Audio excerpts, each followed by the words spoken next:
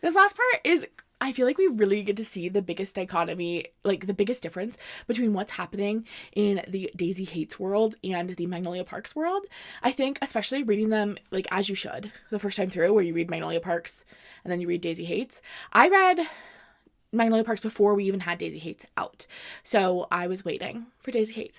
But Magnolia Parks, it is like a completely different story than what is actually happening in Daisy Haites. Like, you are getting this like cutie little fun. I mean, it's not cutie or fun actually in Magnolia Parks towards the end there, but you're getting this story about Magnolia kind of finally getting together with BJ. Like, it's the classic Magnolia Parks BJ drama. And in the other side of the world, in the Daisy Haites side of the world, things are going crazy. Things are going absolutely bananas, bonkers. We are in a crime novel. And going back and forth between these two is, like, at times almost funny. Like, it's not. Like, I'll be sobbing by the end of this video, but because I think this is where things, like, really, like, change for Miss Daisy. We're back from, like, Como as well. It's Sunday brunch at the Haites house, and Christian has brought Daisy. Daisy is really nervous, but Christian assures her that the Haites mom loves her. Rebecca Barnesy, Bex, as I so lovingly call her, is a fan of Daisy. And we're a friend of Rebecca. I love Rebecca. Rebecca, as soon as she sees Daisy, sweeps her into a big hug and is like, I know you are a fantastic cook, but I had brunch catered. Uncle Callum, not our favorite guy, is at brunch as well, along with Jonah, who's got lipstick on his cheek from an unknown person. And then we also have Dad Haites, Judd, who comes in the room, which is surprising to Christian because normally Judd kind of like stays out of things. Ever since Christian's sister died, his father has kind of been pretty like removed. He's like a ghost in his own life, really does not interact with the rest of the family. And so Christian is surprised to see him out here. Callum immediately brings up Tiller to Daisy. He's just like being annoying about Daisy like dating a cop, and like Callum is the worst. He's like, you don't like what we do? And then Judd starts to bother Christian about Vanna. He's like, what happened to the blonde one? And then he calls Daisy Daphne, which, like, okay. Like, there's no way he doesn't know Daisy hates his name. Sorry. Not because of Christian, but because of freaking Julian. You're in, like, you know, I mean, Rebecca is, like, the head of the Barnes crime family, but Callum is, like, up there, like, assisting. He knows Julian and Julian's younger sister. She talks a little bit more about herself, introduced herself kind of to the family. She explains she's 21. She's in her third year of medical school. They talk about it. And she's like talking with Judd about it. Like, she's like kind of explaining who she is to Judd, who is probably the only one at the table who doesn't really know her that well. And Jonah and Christian are confused because he never talks as much. He never asks questions. He never responds. And she kind of explains that she went into medicine to combat, kind of act as a foil to what her family does. In the crime, the crime and the killing aspect of it. And Callum goes, you don't like what your family does? And Daisy says, does anyone? No one grows up wanting to be a criminal, do they? I stare over at her. This is obviously in Christian's perspective. Love her more than I did a second ago. I don't know why, just do. Then she points at me. Rugby captain? She nods over at Joe. Party cruise director, I presume. and Mom sniffs a laugh. And then Daisy looks at Mom. What did you want to be growing up? Mom's face falters a little, like she hadn't thought of it in so long that she'd forgotten that once upon a time, before Uncle Beau died, and before Harvey left, she used to have a life that wasn't like this. The question stumps her. She just blinks a few times. An English teacher, my dad says from the other end of the table, staring at his wife, brows low, jaw tight. They hold eyes, and the air goes thick with the words they refuse to speak. And then Dad turns to Daisy, giving her a wisp of a smile. She wanted to be an English teacher. Wow, that, like, really, like, choked me up. I think this is too important because, one, it speaks to the fact that, like, Daisy wants this normal life, and that's, like, not an odd thing to want from these people that are, like, in organized crime. Like, that normalcy is something that they all kind of have idolized in some aspect because there is something, like, charming about a life that is, like, so simple. And I also think the fact that, like, she's able to, like, bring Judd out of his shell a little bit is, like, the sweetest. It's so cute. And then Christian, I think, texts Tara. I'm not 100% on this. It's a little unclear. We know it's to Tara, but I'm not sure if it's Christian. I think it is. And is like, you need to tell Jonah that it's not him. Like, let Jonah out of this prison. The love triangle prison that Tara has locked the boys in. Then we switch over to Miss Magnolia, and she's also having a family meal. She's having dinner with Jules, Harley, and her sister. Julian comments on the fact that Marcelly isn't there yet, and Bridget says she is not excited to meet the gang lord shagging her daughter. Magnolia says, don't take it personally. She didn't like Tom England. And Bridget, though, seems to be warming up to Julian. They're having a conversation about Italy, and Bridget lectures her a bit about sleeping with Julian while BJ is in the house. And Magnolia explains that BJ, this is like not in earshot of Julian. I think this is before the dinner, before he arrives. Magnolia explains that BJ said they could be done if she broke up with Julian, but she said no. And Bridget is like, she's like, my dum-dum babies. She actually has to deal with them. She's like their dum-dum babysitter. She's not dum-dum, she's the babysitter of the dum-dum babies. Finally, Mars, Ari, and Bushka arrive at dinner. Ari and Bushka are already pretty drunk, and they get pretty handsy with Julian. Ari, like, kisses him on the mouth. Later we learn, maybe with a little tongue. We didn't know that they were coming. No one did. Ari is, like, very flirty with Julian, and she orders a vodka for the table, which is not a thing. Vodka for the table, please. Magnolia is like a little worried about her mom because she seems to be partying like a little too hard. Like her mother has always partied, but it was never this like regular, and she suspects it's to hide her sadness. Like Ari loved Harley in a way that Harley never loved Ari. After dinner, Julian comes home with Magnolia, and he asks what she meant when they said they were together at dinner, and she's like, and he is like, I don't do that, like, because again, he's coming off of this conversation with Ross and McMathan, and he knows that like he needs to be kind of cautious of the distance he's keeping between him and Magnolia and make sure that's there. And Julian reminds her that she is in love with someone else. And Julian is both annoyed with her and like obsessed with the idea of being with her. Like what a luxury it would be to be able to be with her. And he kisses her up against the dresser. Okay, I'm gonna hook up with you, but I want you to think about BJ the whole time. We're not together. You love him. I love no one. Yeah? Julian has just, like, kind of been on edge about the whole Magnolia Parks situation since they got back from Italy and that, like, casual threat that Ross had dropped. His instinct is to just, like, keep her within his line of sight all the time, but he doesn't want to, like, freak her out, and he doesn't want it to also seem like that he's, like, keeping security high on her. The more security he gives her, visibly, the more it puts a target on her because it clearly, if he's making sure she's safe, it's also signaling to Rawson that he thinks that she's important to him.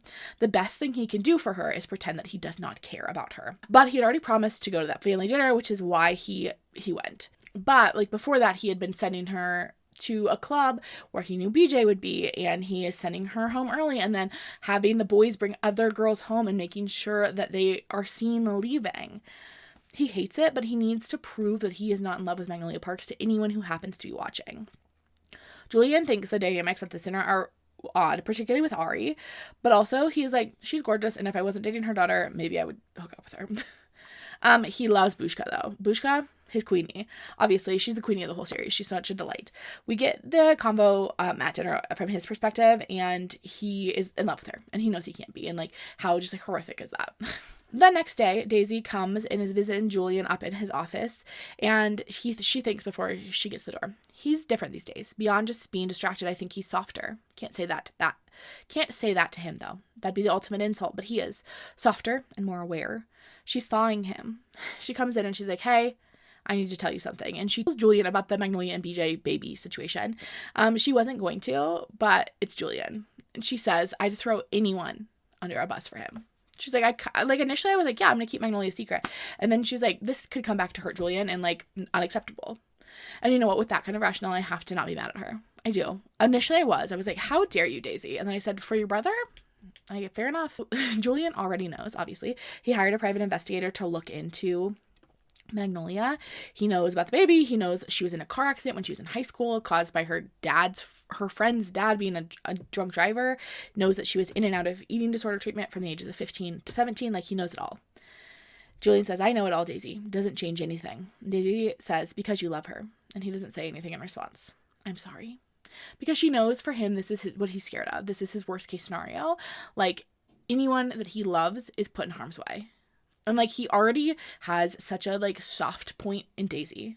Like, everyone knows, like, if they go after Daisy, it'll wreck Julian. And that Julian would do anything to keep Daisy safe. And to, like, add another target to his body, not something he can do. And Julian says, don't be. I got to fall in love with her for a minute. Tick that off the bucket list. And Daisy's like, you know what? Why can't you be together? Like, couldn't you make it work? I think you guys could be quite happy together. And Julian says, yeah, but would she be safe? And Daisy goes, you deserved to be loved. And Julian says, no, Daisy, I'm a gang lord. This dies with me, remember? And Daisy goes, or me. And Julian goes, nah, you're going to live forever. Julian, please do not put that into the universe. That scares me. That scares me. It's too scary. If Daisy Haites dies, I'm gonna also be upset. There's like a reference in Georgia to Daisy, because the Conditions of Will takes place many years after the events of these books, in which someone mentions, oh, did you hear about what happened to Daisy Haites? And like, that's all it said. And it literally, I think about it and I get such a pit in my stomach. I'm terrified. Like, did she win the lottery, or did she get murdered, or something in between? I'm scared. Obviously she didn't win the lottery. One, I don't think they have lotteries in England. Maybe they do. Lotteries are so weird, by the way. Sometimes I think about it, the fact that we have just like a state-run gambling competition, and I'm like, odd. Anyway, that's neither here nor there. Back to Mr. BJ. BJ's chatting with Jordan about how her housing search is going, because remember, currently Jordan lives with him because her house had, I don't know, some plumbing issues. So she's been living with him for like a couple months now. And BJ's like, hey, we need to have a chat. And Jordan says, you're in love with another woman. It's hardly breaking news. And BJ says, I wondered if you knew. And Jordan says, did you also wonder if I knew that trees are green? She's like, I'm not the stupidest girl you've ever met. And BJ says, Jordan, why did you stay if you knew? And Jordan says, because you're fun. It was fun being your girlfriend. And then she talks about how they're using each other and how he's using her to, like, I don't know, do whatever he's doing with Magnolia. But she's also gained triple the amount of followers since she has been with him. And BJ admits that he probably should have ended it the night that he told her he slept with Magnolia. And Jordan says, I had fun. And I'm not moving out yet because I don't have anywhere else to go. So that's fine. And then the front door opens, and in walks Magnolia and Julian and the rest of them. They were at dinner at Nobu together. We'll see this dinner in just a second. And BJ's first instinct is to see Magnolia and be like, I just broke up with Jordan literally 30 seconds ago. But then Julian puts an arm around her waist. We learn a little bit more about Julian. Julian went to Varley 2, that same boarding school that Magnolia and BJ went to, but he was like 6 or 7 years older than them. So 6 years older than BJ, 7 years older than Magnolia. And BJ talks about how when he would play Regni, sometimes he would be compared to Julian, and it would be like the biggest compliment because Julian was so good back in the day. And then BJ winds up following Magnolia to the kitchen to get wine. He still doesn't tell her about Jordan breaking up because he wants it to be like a moment. He wants it to be special. The stupidest boy in all the land. But then Julian shows up in the doorframe, and he's like, hey, Magnolia, I've got a work thing I gotta go take care of. I'm gonna leave Kikoa here. He'll take you home. And she's like, oh, you can just take a taxi home. And he says, no, stay here and have fun. Kikoa will take you home. And then Jonah is like, I'm gonna come stay at your place tonight anyway. And it's like really weird. It's like BJ immediately clocks that it's weird. Not that Jonah's going to spend the night, because Tara is obviously lives at Magnolia's house. And so like makes sense that Jonah would spend the night with Tara.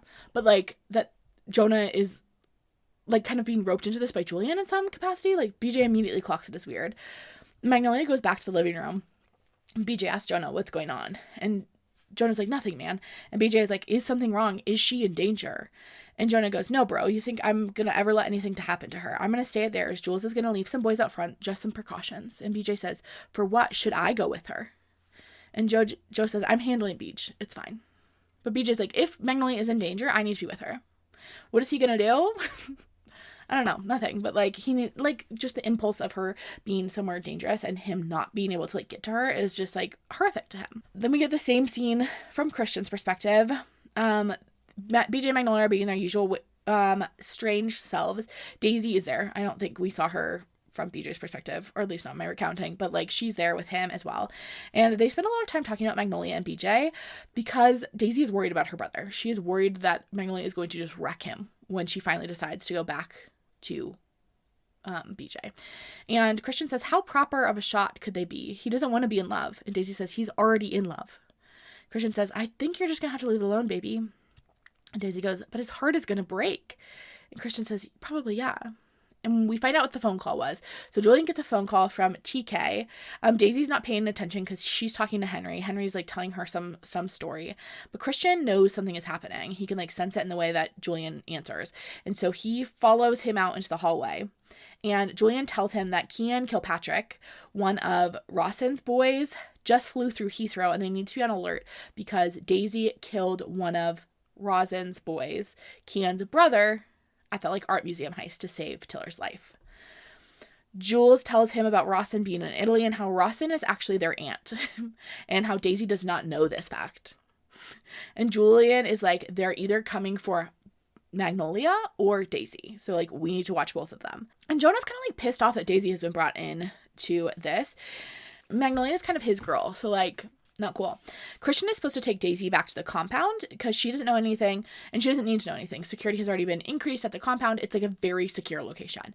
But Magnolia is more difficult because if Julian reacts and increases her security in a very visible way, again, then she's my girlfriend and she becomes a target. If I leave her in the open, she's also a target. And Christian wants to tell BJ about it, but Jonah's like, are you stupid? Why would we tell BJ? Julian says, yeah, what is he going to do? Smolder down the barrel of a gun? And Jonah says, I will stay with Tara tonight. I'll stay at Tara's and I will get some of Mom's men out on patrol. I'll get Mom to send some out. It'll be fine. And Christian goes, yeah, and if they get through, then it's just you and two of the most unequipped girls in all of Britain. I think Magnolia could talk him down. Okay? I think Mags could do it. We get a little recap of the night from Julian's perspective. Joe did end up staying with Magnolia. Julian wanted to be there in person. He thought about sneaking out to go see her, but he couldn't risk being seen. Like, if he got caught, it'd be kind of over. He's working really hard to avoid Magnolia over the next few days. Again, continuing to really bring other girls to the house to make sure it doesn't look like he is girlfriend, that Magnolia is his girlfriend. He hates it, and so he calls a Burroughs meeting a few days later with all 6 families from the Isles. Nobody likes the meeting. He's only had to call them a few times in like the time that he has been in charge of the Haites family. Daisy hates them too. So Romeo has her in the kitchen baking an Easter pie to kind of like give her something to do. Magnolia is upstairs because the compound is the safest place for her. Julian's kind of explaining the situation with Daisy killing one of Rawson's boys last year. Half of them, Jules, the Haites brothers, and the Brembrillos, obviously love Daisy, will do whatever needs to be done to make sure that she is safe, but the other 3 are not so convinced that they need to protect her when clearly she was the one who messed up here. Danny Jukes, clearly related to Tavi, is being particularly cranky, and Carmelo reminds him that they have bailed his butt out when he got into trouble with Anatoly Storm, who we also know from The Conditions of Will. Before The Conditions of Will, Georgia dated Anatoly Storm, and he just like seems like a freelance crime criminal. I don't know. I hope we get to meet him and hang out with him. He seems fun. Maybe he could be Daisy's boy. Look. Jessa seems to trying to convince us that Christian should be Daisy's, but I don't know. I don't know about that. When all of a sudden, Magnolia strolls into the room. She goes, oh, hello. And Jonah goes, get out, get out here. And Danny goes, who are you? And Magnolia goes, oh, I'm Magnolia Parks. I'm one of Daisy's closest friends. Christian and Julian immediately catch eyes and like they are trying hard not to laugh because what do you mean you're one of Daisy's closest friends? Okay. And Julian's current, she presses her finger to her mouth, thinking for a moment. Lover? Carmelo offers unhelpfully and Magnolia shrugs, happily accepting it. Sure, she grins. Sorry, I was upstairs working and I got lonely. I didn't realize you were having a boys' lunch.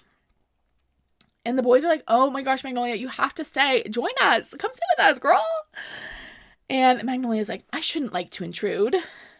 But Julian like beckons her over. She like props herself into his lap. And she's like, what are you guys talking about? And Jonah says football. And Magnolia goes, I am not a sports girl. And Huey goes, what kind of girl are you then? And Magnolia goes, the best kind. And then she starts like wooing them. Like Magnolia is just, everyone's obsessed with her. She is Snow White. And men follow her like the birds and the deer, you know? And it works in this room. She gives some compliments. She's ranking their outfit. She comments on the fit of their jeans. One of the boys has a particularly ill-fitting pair of denim, and she offers to go shopping with him when Julian tells her that this meeting will probably last several hours. And no, she probably shouldn't wait on this. She says, I will go shopping for you. And she makes him write down all of his sizes, and she's going to head out and go buy him a pair of jeans and then come back to the house and do like a little fashion show with him.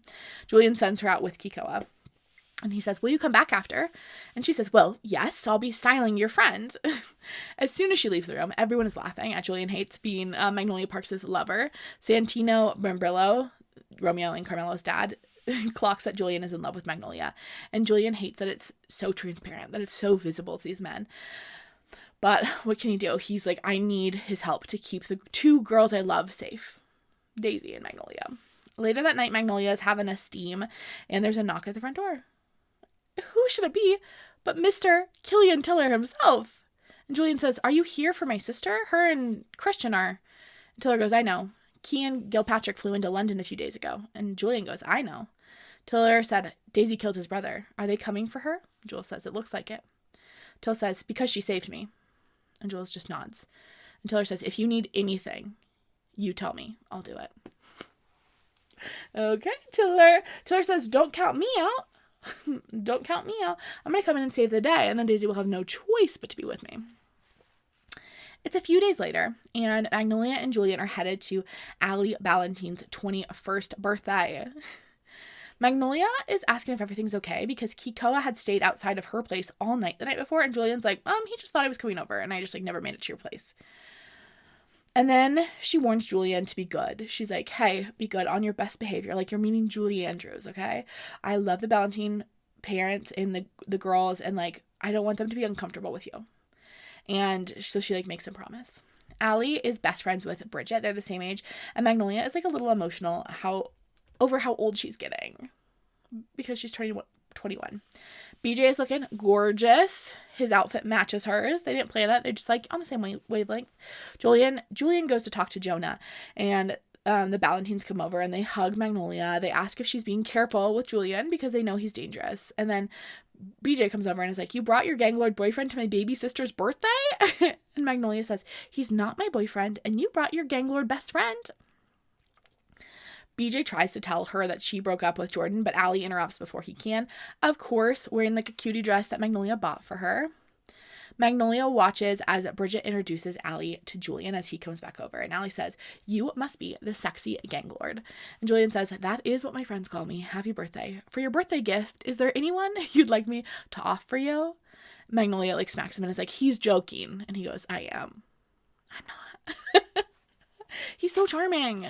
Sorry, that was my hand brace. Julian is like, I need to go talk to Jonah again.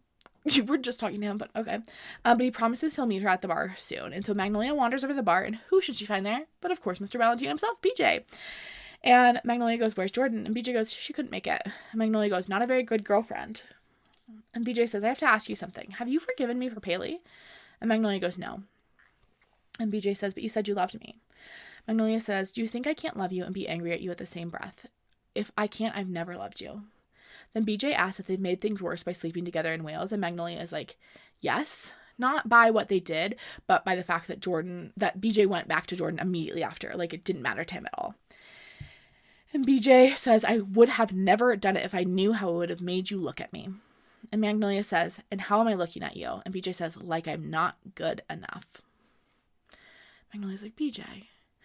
But before she can, like, explain further, Julian comes and he's like, we actually have to go home. This is actually really confusing. I think I did not a great job doing notes, but I also think in general this, like, chapter is confusing. Like, what do you mean? Julian gets there. He has to talk to Jonah. He gets introduced to Allie. He has to go talk to Jonah. It's time for them to go. They've been here for approximately 10 minutes, if that. Like, what? Anyway, on the drive home, Julian asks Magnolia what happened because clearly she's, like, really rattled by the conversation she just had with BJ. And she's like, you don't want to hear it. And Julian's like, tell me. And Magnolia says, we slept together. And Julian seems, like, upset. She can see him getting angry. And Magnolia clarifies that it was before when she was with Julian. It was kind of the impetus to getting with Julian. But BJ was still with Jordan. And he, like, cheated on Jordan to be with Magnolia. And Julian is like, do you think he'll do it again? And Magnolia goes, I don't know. Julian says, listen, boys like Ballantine are born into families where they're taught they have to do the right kind of thing all the time for him to be accepted. That kind of thinking, Magnolia, it messes with people. It's all wrapped up in his self-worth now. Do good, get good. But he did crap, and he's scared he's going to get crap. He can't help it. But people are people, and people hurt people. It's just the nature of being human. We mess up. And his issue, it's your fault, Parks. You've got that thing about you. It makes you want to be different or better. He's just trying to be good enough for you. He said that. I tell Julian quietly that I look at him like he's not good enough for me. And Julian goes, well, that's complete BS. You look at him like he is Michael effing Angelo. He doesn't feel good enough for you. That's all it is. Joke's on him, though. Little does he know how much you enjoy a bad boy. I roll my eyes. You are not a bad boy, Julian. He scoffs. You're not. I shake my head at him. It's your greatest ruse. You're the best. I love him so much. Anyway, the best part was me adding. We get a Daisy chapter. She's headed to one of Jonah's clubs with Christian and Julian and Magnolia. They're coming from Allie's birthday party. And she's thinking about how horrible it was when Christian was in the tabloids with Magnolia all the time. And they encounter a bunch of paparazzi outside. Like, the paparazzi follow Magnolia in this, like, really weird and, like, this really, I don't think we see actually a ton of it on page, because I think to Magnolia most of the time it becomes like background noise, but like they're obsessed with Magnolia. She is almost constantly getting paparazzied. And as they're going into one of these clubs, the paparazzi are like particularly aggressive. One of them gets too close to Magnolia with a camera. Julian grabs it, breaks it, obviously. And Magnolia apologizes and gives him, the paparazzo, her card so she can buy him a new camera. She asks him, would he please mind leaving her alone for the evening because she's just having some time with her friends. When they get inside, Magnolia invites Daisy to come to the bathroom with her. And Daisy's like, what? And Magnolia's like, come to the bathroom with me. They get into the bathroom, and Magnolia says, you can stop pretending you don't like me. We all know you do. Your brother told me.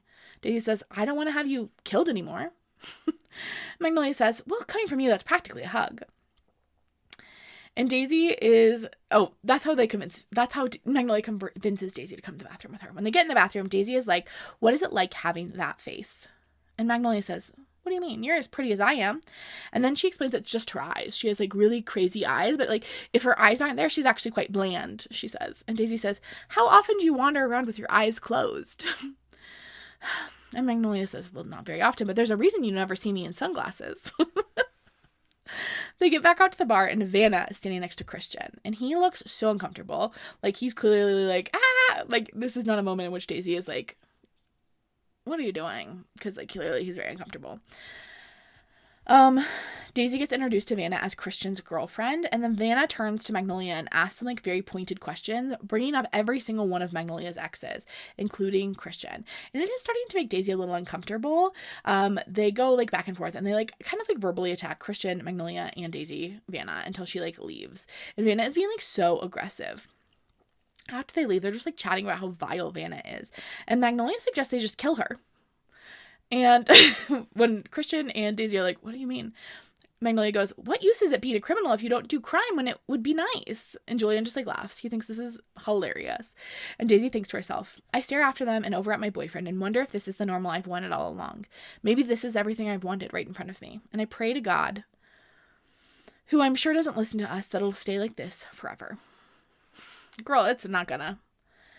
Then we get some Valentine boy moments. BJ and Henry are out to lunch together at their favorite pub. Magnolia would never be caught dead at a pub, so this is something they have to do, just the boys. Henry is, like, done with the Tara situation. He's, like, over it. It's getting annoying. Georgia is already off the table because he could tell that Henry was in love with Tara, and she wasn't really interested in that. But it's getting harder to, like, maintain a friendship with Jonah as well. And he's just, like, not interested in messing that up. But then Henry wants an update on BJ and Magnolia. And BJ explains that he still hasn't told Magnolia that he broke up with Jordan. And Henry goes, I love you, man. You're my best friend. Don't tell Christian. So when I say this, I'm saying it because I love you. But what the hell are you doing? And BJ's like, I tried to tell her, but we kept getting interrupted. And Henry's like, that is BS. If you wanted to tell her, you would have. And BJ admits that he's nervous to tell her because he doesn't feel like he deserves her. And Henry says, you both messed up. Doesn't mean you don't belong together. And BJ goes, she's not forgiven me, Hen. And Henry goes, I know, give her time. And BJ says, how much? And Henry shrugs back, does it matter, BJ? It's Parks. A week later, Julian is starting to relax a little bit because it seems like Rawson might just have sent Kian to freak them all out, to, like, keep him on edge, because nothing has really happened. So he's decided he's going to take Magnolia out to dinner. And they're out at this little French restaurant. No, this is not a French restaurant. They're out to dinner together, and Julian's chatting with Magnolia about how fun it was to watch her, like, rip into Vanna Ripley.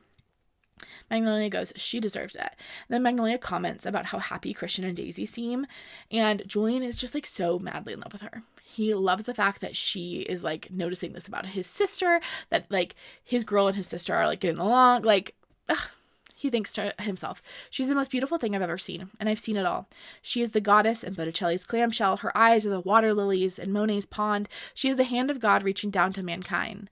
Klimt's kiss is a portrait of us, and I'm going to steal it, take it, and make it mine. Make her mine, too. Maybe I'll do that one first.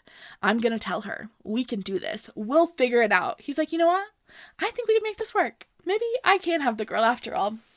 Julian heads to the bathroom, and both the boys, both Declan and Kikoa, come with him. And he's like trying to hype himself up to go like declare his feelings to Magnolia. And the boys are like, are you okay? Because he's like making a face and he's like, yeah, I'm going to do this. They get back to the table. As soon as they walk out, they see someone is sitting where Julian was sitting at the table. And the boys realize they just left her alone at that table. They get back to the table and it's Ezra Brown with her. Magnolia's like, Julian, your friend just introduced himself.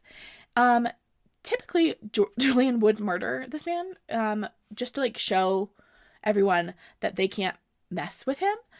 But they can mess with him now because he has Magnolia. And Ezra asks about their relationship status, and Magnolia gives the same little, like, we're not together, we're just, like, lovers spiel that she gave to the men and the Burrows. And then Julian pulls her to her feet and tells her, he is not my friend. And Ezra stands up and leaves with some, like, commentary on his way out the door, dropping his napkin on top of Julian's meal, which he hadn't even eaten yet, and also saying he paid for the bill. And then Julian spins her around and is holding her face in his hands. And he says, what did he say to you? And Magnolia goes, nothing. What's going on? What do you mean he's not your friend? They get everyone back out into the car and they put her in the middle seat and she's so confused. And Julian is like, where's Daisy? And we get confirmation that she's at the compound with Miguel and Christian. And Magnolia is still demanding to know who that man was. And Kikoa says, he's an old friend of the family. He's a bit weird. We don't like him hanging around. And Julian takes her home with him, but he knows it has to be the end for them. And he's going to miss her. She slips into the shower with me for no reason that I can tell other than to be by me, wraps her arms around me, and then nothing. I feel it bursting through my chest even though I haven't done it yet. How much I will feel her absence once I do. How big this stupid house is going to be without all the clothes she brings thrown about everywhere. How useless my bed is going to feel without her in it. How empty my lap's going to be this time next week. I hate loving her. It's the great undoing of my heart as I know it. She's made herself at home, kicked off those cerulean heels, put her feet up on my left rib. Over the mantelpiece, she hung her own portrait. That little minx. Best painting I've ever seen, too. Better than any woman has ever painted in the history of time. A face I'd win battles for. A face I'd lose everything for. Even her. It's time. I love her more than I've ever loved anything, and I thought I might have been able to angle it, find a way for us to work, a life between where I can be who I am and love her how I do, and it not be the death of her, but it's not in the cards, and I'd be the death of her, and I won't be. So it's time. Ugh, stab me in the literal heart. It's Christian's mom's, Barnsley's, annual gala for the Children's Hospital, and Christian is here with Daisy, of course. Daisy is looking stunning in an outfit picked by Magnolia, I think. But in my notes, it says an outfit picked by Jonah, which seems unlikely. I think it's picked by Magnolia. Jonah didn't bring Tara. There's trouble in the throuple. And they're all surprised when Judd is also there because he never comes to things. And Daisy like breaks the tension and is like, oh my gosh, I like your suit. And we find out that it's like very old. Like it's a suit from decades ago. But it still fits him well. Daisy sends Bex and Judd to the bar, and they're uncomfortable, but they are talking to each other. Daisy is like scheming to get them back in love with each other. That's her schemes. She wants to get them back in working condition. At dinner, Jonah is clearly not doing well. He's Instagram living with a girl on his lap. Uncle Callum arrives with a girl that is also far too young for him. Things are tense between Judd and Callum. They like never really liked each other, but especially now, they're not in a good place. Meanwhile, Daisy is just working her booty off to keep the conversation flowing between everyone. And she asks a lot of questions about like the early days of Judd and Rebecca's relationship. And we hear the story of how they met. And Judd was actually on a date with another girl when he saw Rebecca. And he dumped his date for her.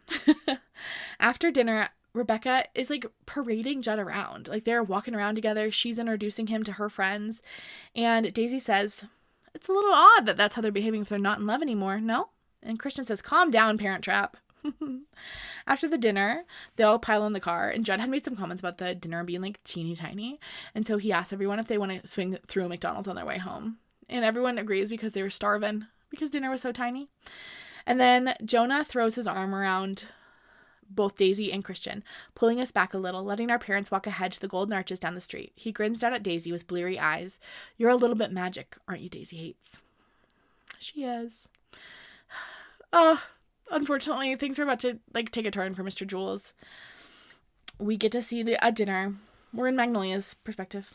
Magnolia and Julian go to dinner together, and he's being weird. Like all night, Magnolia's like, what is his deal? He's staring at her. They head to one of Jonah's clubs, and he is like kissing her more than he normally does. And Julian is like a pretty touchy guy. It's like weird in a way that like makes her a little nervous. Like it just feels like a little too heavy for this public space. They find BJ and Jonah, and BJ is clearly upset by like how much Julian is touching her. And Julian passes Magnolia off to BJ and tells BJ to get her a drink. And Julian and Joe head back to Joe's office. Magnolia immediately asks where Jordan is, and BJ says, we need to have a talk, but not here. They make like vague plans for tomorrow. BJ, just tell her, freaking dodo bird. And then they talk about this time that Magnolia broke up with Christian at Perry's birthday party. And we get this recounting of the story, and it had been a few weeks after, maybe months after the BJ Christian like big fight. Afterwards, Magnolia and Christian had started dating again in secret. And BJ had suggested that like Paley maybe wanted them to get caught. They go on a vacation together for Perry's birthday, and Paley puts Christian and Magnolia in the same room, like intentionally. BJ finds out about it, and he's like kind of like weirdly cool with it, and Christian in that moment decides to call it off because he's tired of like being BJ's placeholder for Magnolia. BJ had walked her home that night. He told her he'd drive her home, but he just kept walking. He initially being like, and at some point they're like miles in, and Magnolia's like, where the heck did you park your car? And BJ explains that he took a car and like he was driven in. And he carries her the last little bit because her feet hurt. And Magnolia asked him to be her friend. It's like this very sweet little moment. And Magnolia is like, I want to kiss him in the present moment as he recounts this story. And then BJ's like, well, we should go find Julian because he can sense the vibes are turning. Clearly, BJ is like, again, trying to be a good guy in this situation. He's trying to do things the right way. They head to Jonah's office. Kiko is outside. Magnolia just like pushes past him to get to Julian. He tries to say something to stop her. And she walks in on, I guess they're not going into the office. They're just going into like this hallway outside the office. She walks in on Julian actively hooking up with a random girl in this hallway. And BJ like grabs Julian, slams him into a wall. His pants are down. Like Julian like pulls his pants up. The girl like adjusts her dress. Magnolia is like, what the hell? And Julian turns towards BJ and starts shoving him. BJ's ready to fight. BJ punches Julian in the mouth. Magnolia is grabbing at BJ, trying to get in between them. At the same time, Julian's security shows up because they're hearing this tussle occurring. Julian just points at Magnolia to Kikoa. Kikoa grabs Magnolia, has her like locked up. She's bucking and like trying to get away from him. The boys are like full on fighting. Magnolia can't see everything, but she can hear the punches landing. She can hear things like cracking and like the sound of boys fighting. They're on the ground. Jonah comes in pretty quickly. He grabs her from Kikoa, gives her to Christian, and then gets in between BJ and Julian. He shoves BJ out of the room, like out of the club. I think they end up outside. And Magnolia says, what are you doing? Because she's left here with Julian. And Julian says, how many times do I have to tell you? We're not dating. We've only ever been sleeping together. And Magnolia is crying, and he says to Christian, take her home. And Christian takes her out of the room.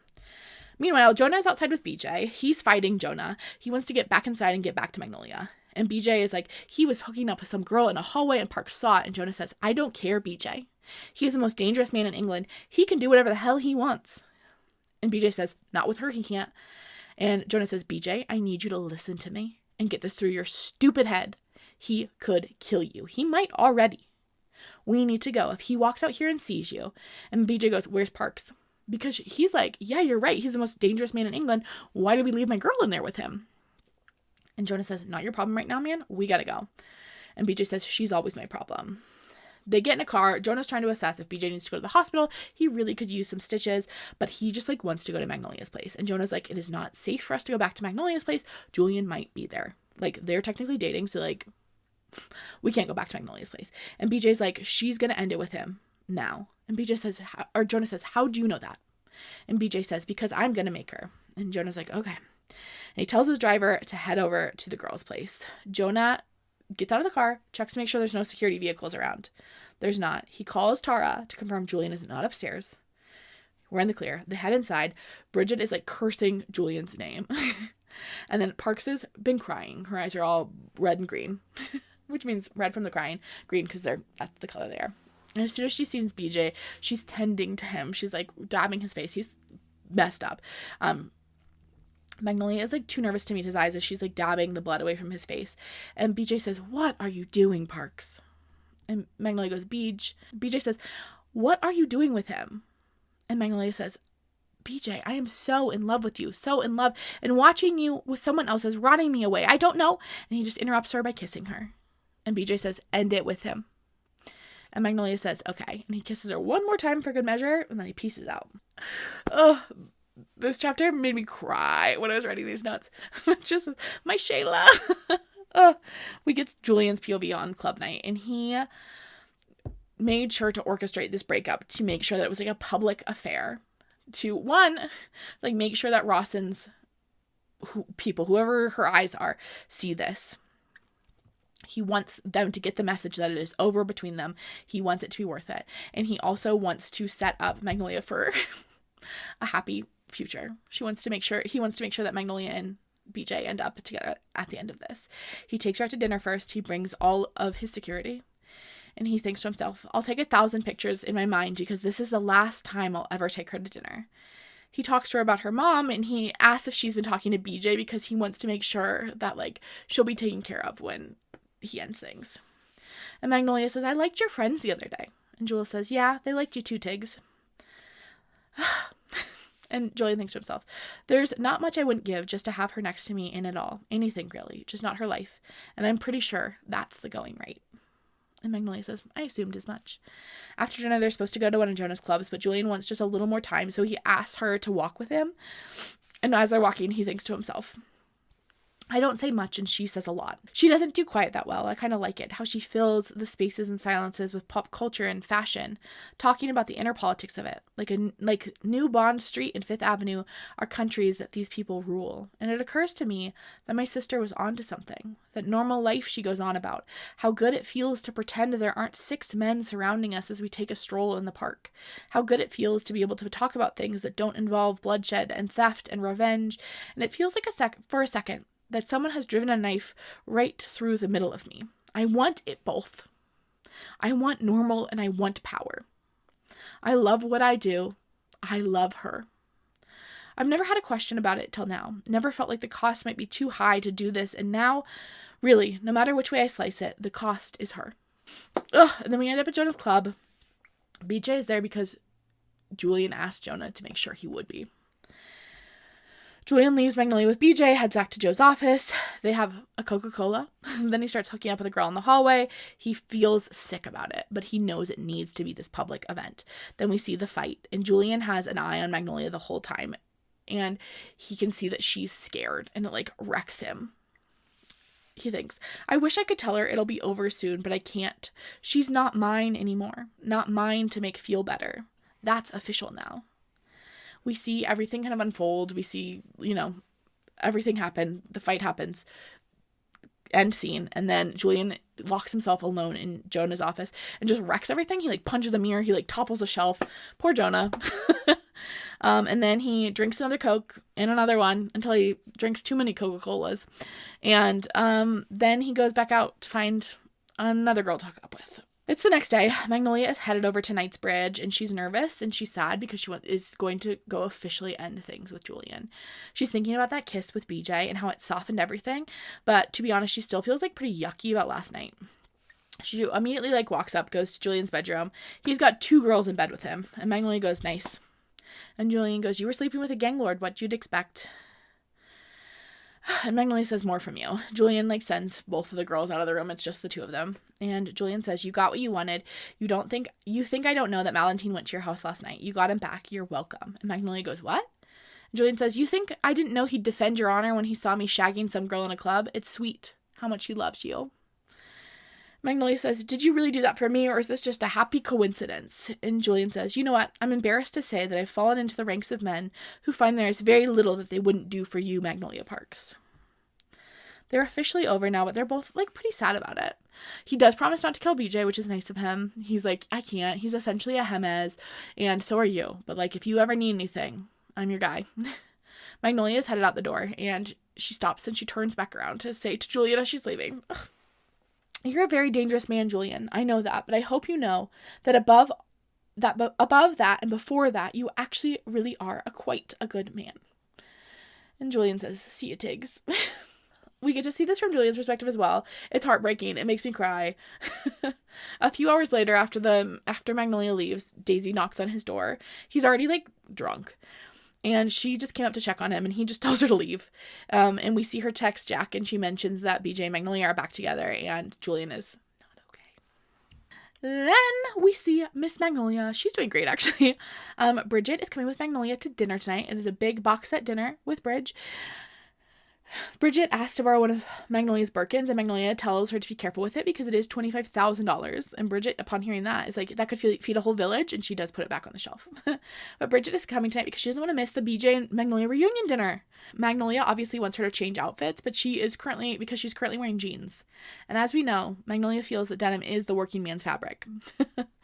Magnolia is playing like pretty coy because BJ kissed her, but he hasn't spoken to her since, so we don't know that anything is going to happen. But Tara thinks something for sure is going to happen because like the vibes are there. Bridget asks about Jordan, and Magnolia's like, I'm not sure. And Tara keeps her mouth shut because Tara knows that they've broken up, but that is confidential information. They arrive at the restaurant, all the boys, no Jordan. BJ rises and hugs her, and then hugs Bridget, and Henry says, "Did you do it?" And Magnolia nods, and Henry says, "Good girl." Obviously talking about the Julian breakup. And then BJ asks her if they can have a quick chat. They go out to the back garden, they find a little table, and Magnolia, first things first, asks if he's broken up with Jordan, and BJ says that he has, like he had a few months ago, and he says, "I think we should be friends." And Magnolia goes, "I beg your pardon." And BJ asks to hold her hand, and Magnolia is literally like on the verge of tears, like, "What do you mean we're gonna be friends?" And he's like, "Give me your hand, come here, come here." He explains that he broke up with Jordan weeks ago, but he wants to be friends because he doesn't want to rush things between them. He goes on to explain that they need to learn how to trust each other, and that isn't going to start with them like sleeping together. Like, they need to trust that like if things go bad, the one or the other of them won't go run and sleep with someone else. They can spend time together. He'll take her shopping. Maybe they'll even do sleepovers because that's what Magnolia wants. She wants a sleepover. But like, they're going to keep things not physical for a little bit just to like practice. Okay. I think it's a stupid plan. Okay. And BJ says, "This is important to me." He promised her that he still loves her forever. He just wants to do things right this time. They go back inside. Everyone's waiting for the announcement that they're dating, that they're back together. And Magnolia says, "At BJ's request, we're going to be friends." And everyone is like, "Boo. We hate that. Tomato, tomato. Nobody likes this. This is a terrible plan." Jonah's like, "This was not sanctioned at all. He did not run this plan by anyone." And then Tara's like, "Are you okay?" And Magnolia's like, "Yeah." And she like really is because BJ loves her and they're both happy. Also, she's like, "I don't think this friend thing is going to last very long." We get a little week of friendship with BJ and Magnolia. BJ takes her golfing. They drive out to Varley together. It's like easy between them. And then we get a little dinner between the Parks family. Jonah warns BJ before he gets there that like, might not be as easy breezy as before because Harley really did like Julian. And BJ's not sure what everyone's vibe is going to be around him now. Besides Bridget, obviously. Bridget loves BJ. He knocks on the front door and Magnolia answers and she's like, "Oh my gosh, we really are going like back to the beginning because like you're knocking." That's crazy. He gives her a big hug and thinks about how grateful he is to be with her in the foyer of this house that she grew up in. Bridget comes by too and BJ gets the lowdown.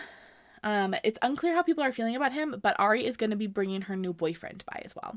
Harley greets him and he says, "You're back." And BJ says, "For the long haul."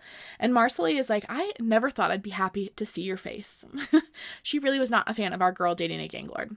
Ari compliments Magnolia's dress and Bridget complains about Magnolia's obsession with fashion. This is like one of kind of the first conversations we're seeing at the dinner table. And Harley explains that he used to bring Magnolia home issues of Vogue from whatever country he had been in recently. Magnolia stares over at him, glares over maybe, looks like she's 15 again, and my heart goes like a spinning top in my chest because I love her. And she looks sad, and this is news to me. Do you know how rare it is to learn something new about someone you've known for 20 years? Had no idea. She stares over at her dad now, how she never does, like she cares about him, like she gives a crap that he never did.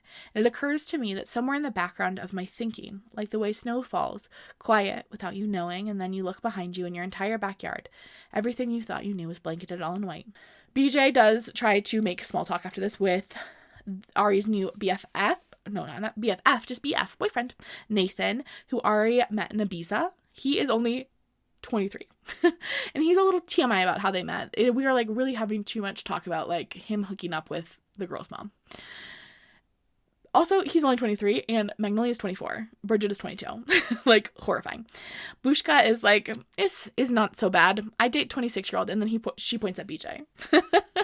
I show you very good time. She is so small, she not know how to drink. I love Bushka. She's my queen. And BJ says, you know what? As tempting as an offer that is, I'm actually in love with this girl, and we're taking it slow, pacing ourselves, and it's my job not to mess around. After dinner, BJ drives the girls, Bridget and Magnolia, home, and Bridget and Magnolia Magnolia stalls in front of the apartment, just like talking to BJ, and she didn't bring a jacket on purpose, so BJ has to warm her up, you know, get a little closer, snuggle her, and she invites him upstairs, but BJ can't come upstairs. He knows that because if he goes upstairs with her, he'll stay, and Magnolia wants him to stay, but she's like, no, we are taking it slow. I will see you at breakfast tomorrow.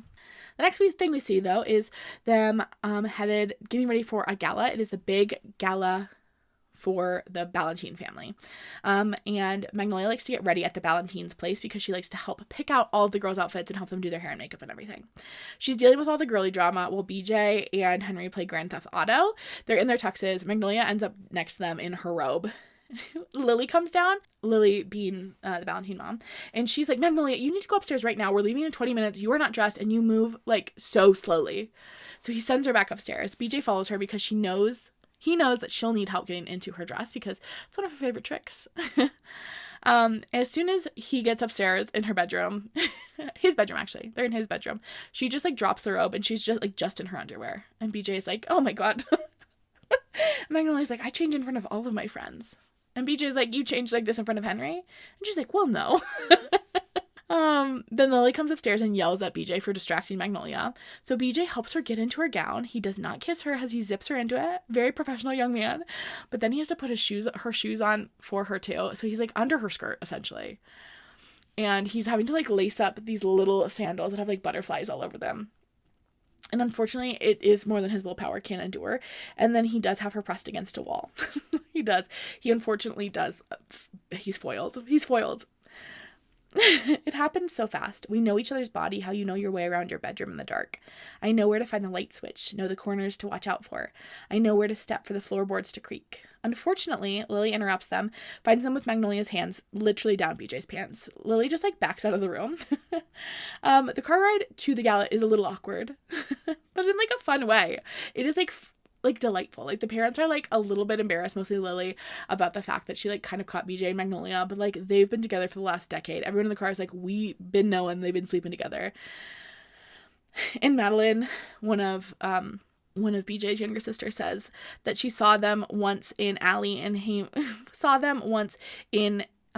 Lily and Hamish's bed, their parents' bed, and that properly freaks Lily out because like honestly that's weird behavior. Why are you hooking up in your parents' bed?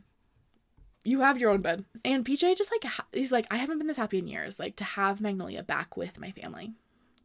They get inside. They immediately find Bridget. She asks for an update on the like friend situation between the two of them. Henry laughs and Magnolia explains that they did almost hook up, but the moment passed and they're back to being strictly platonic. They run into this like random guy named Holden Carrick, and he's the same age as Julian, and he asks if they're dating, and Magnolia explains that they are just friends, and Carrick goes, so can I get you a drink? And Magnolia says no, he runs a very tight ship. And Carrick goes, I thought you said he wasn't your boyfriend. And Magnolia goes, he's not, but we're in love, he and I. We have some toxic traits. Mine is that I use cute boys to hurt him, and actually, you really are right up my alley. And Carrick says, call me if it doesn't work out. And BJ says, it'll work out, mate. And Magnolia goes, how do you know? BJ just says, we're in the stars, Parks. Things are less cheerful at the Haites household. Things are a lot more messy at the Haites household. In fact, Daisy has been cooking Julian's favorites, but he refuses to like see her. So she just like leaves the food outside of his door like he's a stray cat. He's currently like hooking up with everyone in London. Every single female in the London greater metropolitan area will be just on a rotation. He's just on Tinder ordering girls to his house like it's Uber Eats. Then one day she comes downstairs mid-afternoon to start on dinner, and the boys are being really weird. There's like all of them are in the kitchen and they're being weird, and they like move to block something, and Daisy's like, is Julian doing something disgusting? You don't want me to see it? And TK goes, yep, that's it. And Daisy is like, is he behind you? And Carmela says, no, you look great today though. And Daisy says, what's going on? And TK says, have you been on the internet today? And Daisy goes, no. And Carmela says, maybe keep it that way. And Daisy goes, just tell me what's going on. TK finally folds and he says, there is a intimate relationship tape of Christian and Vanna Ripley on the internet. And Carmela's like, don't freak out. Like, it's very clear that it's old.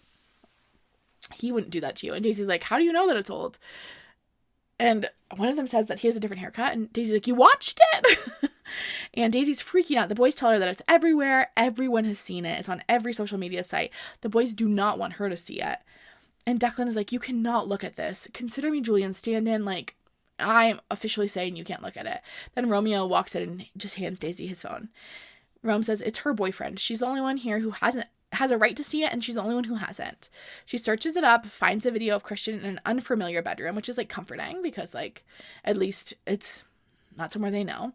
And Vanna sets up a camera. They start kissing. Daisy recognizes the way he moves with Vanna is the same way he moves with her, and it feels like a betrayal in some way. To, like, see the fact that, like, these things that felt, like, so personally shared just between the two of them are actually just something that the way he is with everyone. Not everyone, but everyone he's hooking up with. Daisy starts crying as she watches them start to hook up, and then she throws up. And Rome says, you need to go talk to him, Daisy. And Daisy says, I can't. And Romeo goes, this isn't his fault. He didn't. And Daisy says, I don't care. Where is my brother? Carmelo shrugs like he's a stray dog. MIA. Declan's like, he's real messed up, Daisy. I cover my eyes with my hands and feel another wave of nausea coming on. And Romeo goes, come on, I'll take you to Christian's. And Daisy's like, no, Rome, I can't see him. And then Julian arrives in the kitchen and says, I'll take you to him. Daisy runs over and gets a hug from her brother. And for like a minute, she feels a little bit better. Because her brother is the best. And Daisy goes, I don't want to see him. And Julian goes, I'm sorry, Face. You got to see him anyway. Julian takes him over to Christian's house, and she's crying the whole time and begging her brother just to take her home.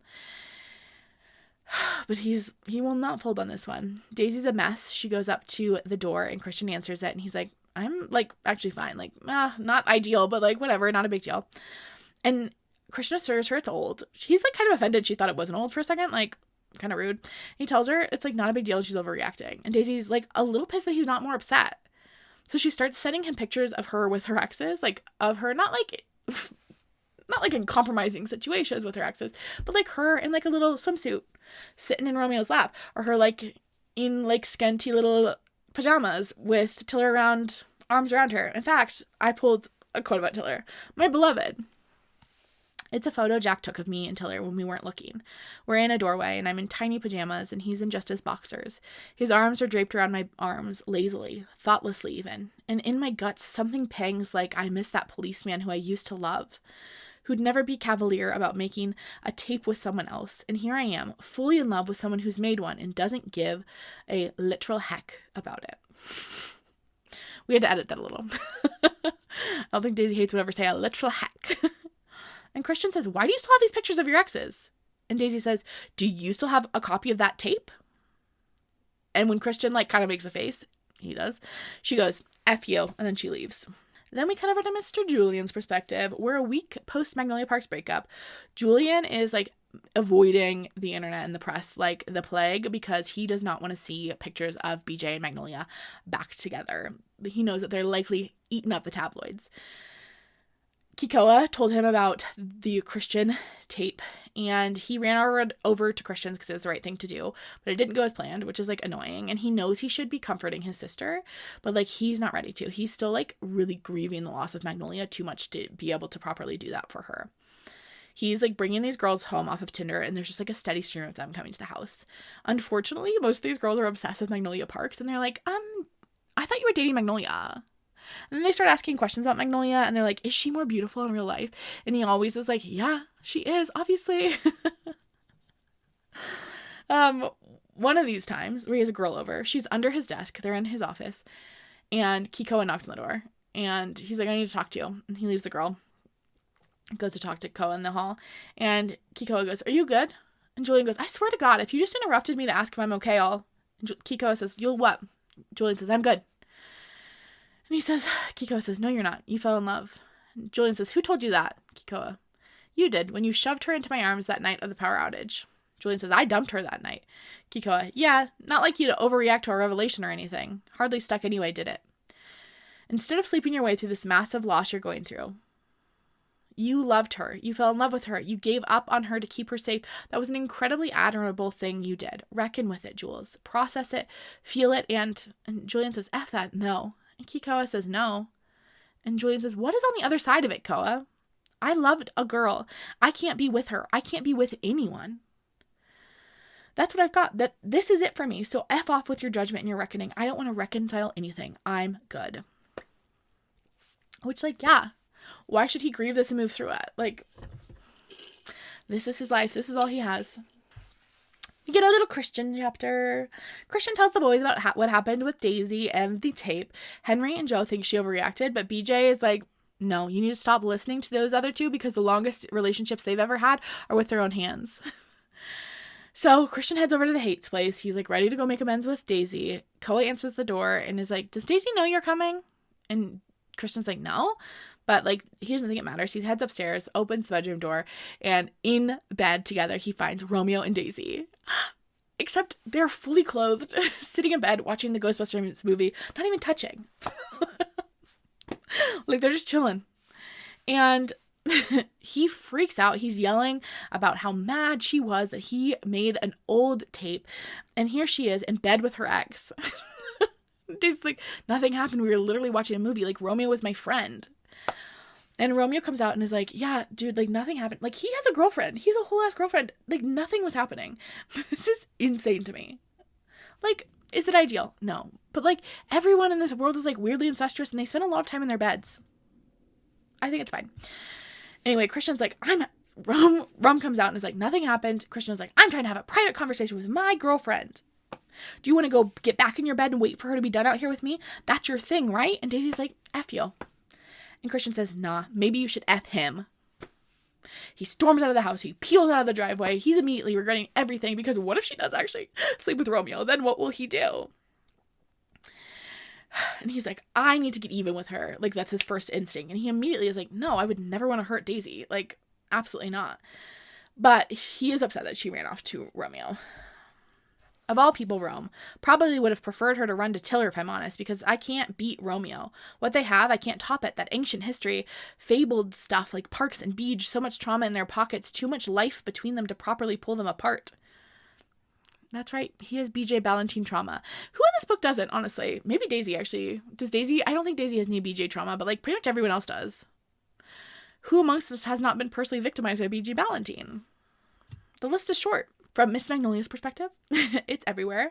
Magnolia knows that Daisy isn't taking it well, and Christian has begged Magnolia to intercede, essentially, on his behalf to talk to her because Daisy is not answering any of Christian's calls or texts.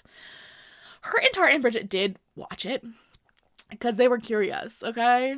Normally, Magnolia would not engage in that sort of activity, but, like they couldn't help themselves. Christian is, like, very confused about why Daisy is so upset about it. And Magnolia is confused about why Christian is so upset about the Romeo situation. She's like, why would you have freaked out? Magnolia's like, I don't know why you're being weird about the Romeo situation. Like, they were just watching a movie together. And Christian's like, BJ would freak out if he caught you and I in the same situation. And Magnolia's like, I don't think he would. And I also don't think he would. Not anymore. Anyway, so Magnolia's on a peacekeeping mission to the Haites residence. I do think this is a mean move to Julian. I think Christian, this was an a-hole move to Mr. Julian Haites. Because who should answer the door but Julian himself? Magnolia explains that she's here on Christian's behalf. But Julian doesn't even know about the, like, Romeo, Daisy, Christian, kerfuffle. There we go. And Magnolia's kind of surprised. She's like, what have you been doing? Like, clearly he's not, like, checked into what's going on. Magnolia, like, kind of checks in on Julian and asks if he misses her, and he says no. But, like, it's kind of obvious that he does. She goes upstairs, knocks on Daisy's door, and Daisy is like, what are you doing here? And Julian says, be nice. And Daisy says, why? She dumped you, remember? Magnolia looks back at Daisy and thinks he does look a bit sad. Daisy doesn't want to talk to Magnolia, but Magnolia doesn't care. She sits on the edge of Daisy's bed anyway. Magnolia says she was sent to diffuse things because she has a very calming presence. And Daisy says, literally no one thinks that about you. And Magnolia goes, BJ does. And Daisy's like, that's called dopamine. He's high off of loving you. There's not one calming thing about you. You are obsessive and infuriating and weird. And Magnolia says, perhaps I was sent in because I am somewhat familiar with the feeling of losing the person you love to somebody else physically, even if you haven't actually lost them. And Daisy goes, what? BJ has a tape out there somewhere? And Magnolia goes, well, no. But she's thinking about it, and she's like, honestly, he might at some point. And then Daisy goes, well, then you don't get it, do you? And Magnolia goes, I have walked in on him sleeping with someone else at least once. He slept with my best friend. He slept with a very slutty celebrity who gave a very vivid account of it. I've seen him hook up with girls in clubs, in cars, on boats, on planes. When I asked him and he did the math, we suspect the amount of women he has slept with is in the high hundreds. Daisy gets like a little teary at this, and Magnolia does too, because that's exactly what it is. A wordless kind of pain. Some sort of betrayal that goes deeper than words. The kind of ache that gives your heart's knee a limp that it can't ever quite shake. And Magnolia says, so I don't understand exactly, but I think I'm in the neighborhood. And Magnolia goes on to explain that their boys are too casual about hooking up with people, except when they're in love. She's like, I don't know how they do it, but they manage to separate those things. Those things are very separate to them. Hooking up with like random girls and hooking up with like the girls they love. And Daisy says, it looked the same. Him with her, it looked like us. And Magnolia goes, maybe it did, but it isn't the same because he's never loved her. He just loves you. And to them, that's the only part that counts. Come on, I'll take you to see him. And then obviously Magnolia picks out Daisy an outfit. We go back in time a little bit when we get to the Daisy chapter. We get to see the day after the Romeo thing. She's like really not sure what to do. Daisy isn't. Usually Julian would kind of help her sort through next steps, but he is still on his bender, so she can't go to him. Romeo has all of her devices, so she can't go online because the tape is everywhere. Romeo left pretty immediately after the Christian run-in because he needed to go see Tavi. But Daisy hasn't heard from Christian since. Oh, this is why she's not answering any of her texts or calls. Guys, I solved it. I was like, why is she not answering her calls or texts? Because she didn't have any of her devices. Romeo took them all. Got it. And then we get the Parks conversation from her. Ow. Daisy like really didn't mean to hurt Christian, but he like really overreacted and lashed out in a way that was like hurtful. Then we get the Parks conversation from her POV, and it is confusing and does not line up. Just a little, because Declan lets Magnolia into the house and Julian is nowhere to be seen. Because in the version we see from Magnolia, Julian is like in the door when Magnolia walks in and he tells Daisy to be nice to Magnolia. But in this version, Magnolia like lets herself into the bedroom. It's like an interesting difference. Also, they do discuss their bathtub trauma, and I don't think they do in the Magnolia version. They both have issues around bathtubs. We also learn what outfit Magnolia put Daisy in. We get this as a footnote. To further clarify, she tried to make me wear a plunging floor-length gown to see Christian. We had a fight, and then I put on the mid-rise cut-off shorts from Denimist. They're very short, she frowned when I put them on. With the navy cropped flocked cotton jersey hoodie from Balmain. Oh, are you waiting for a run after? No? Oh. No, cool. You look nice. And then I threw some shoes at her. And you know what? I look effing fantastic. She's so annoying. Magnolia, after this, delivers Daisy to the boys' house. Jonah answers the door and he goes, baby Haites. What a miracle. And Christian is sitting on the couch looking cranky because he's still a bit mad. Okay, girl, why did you send Magnolia to go pick up your girlfriend if you were going to be cranky when she got here? Get your booty together. Magnolia shoves Daisy towards Christian, and Daisy snaps her head back at Magnolia and scowls at her, and Magnolia goes, ooh, I'm so scared. Magnolia is not scared of the Haites. BJ is like, get up, elbowing Christian. And he does, and Magnolia is just standing between Christian and Daisy and like waiting for them to reconcile.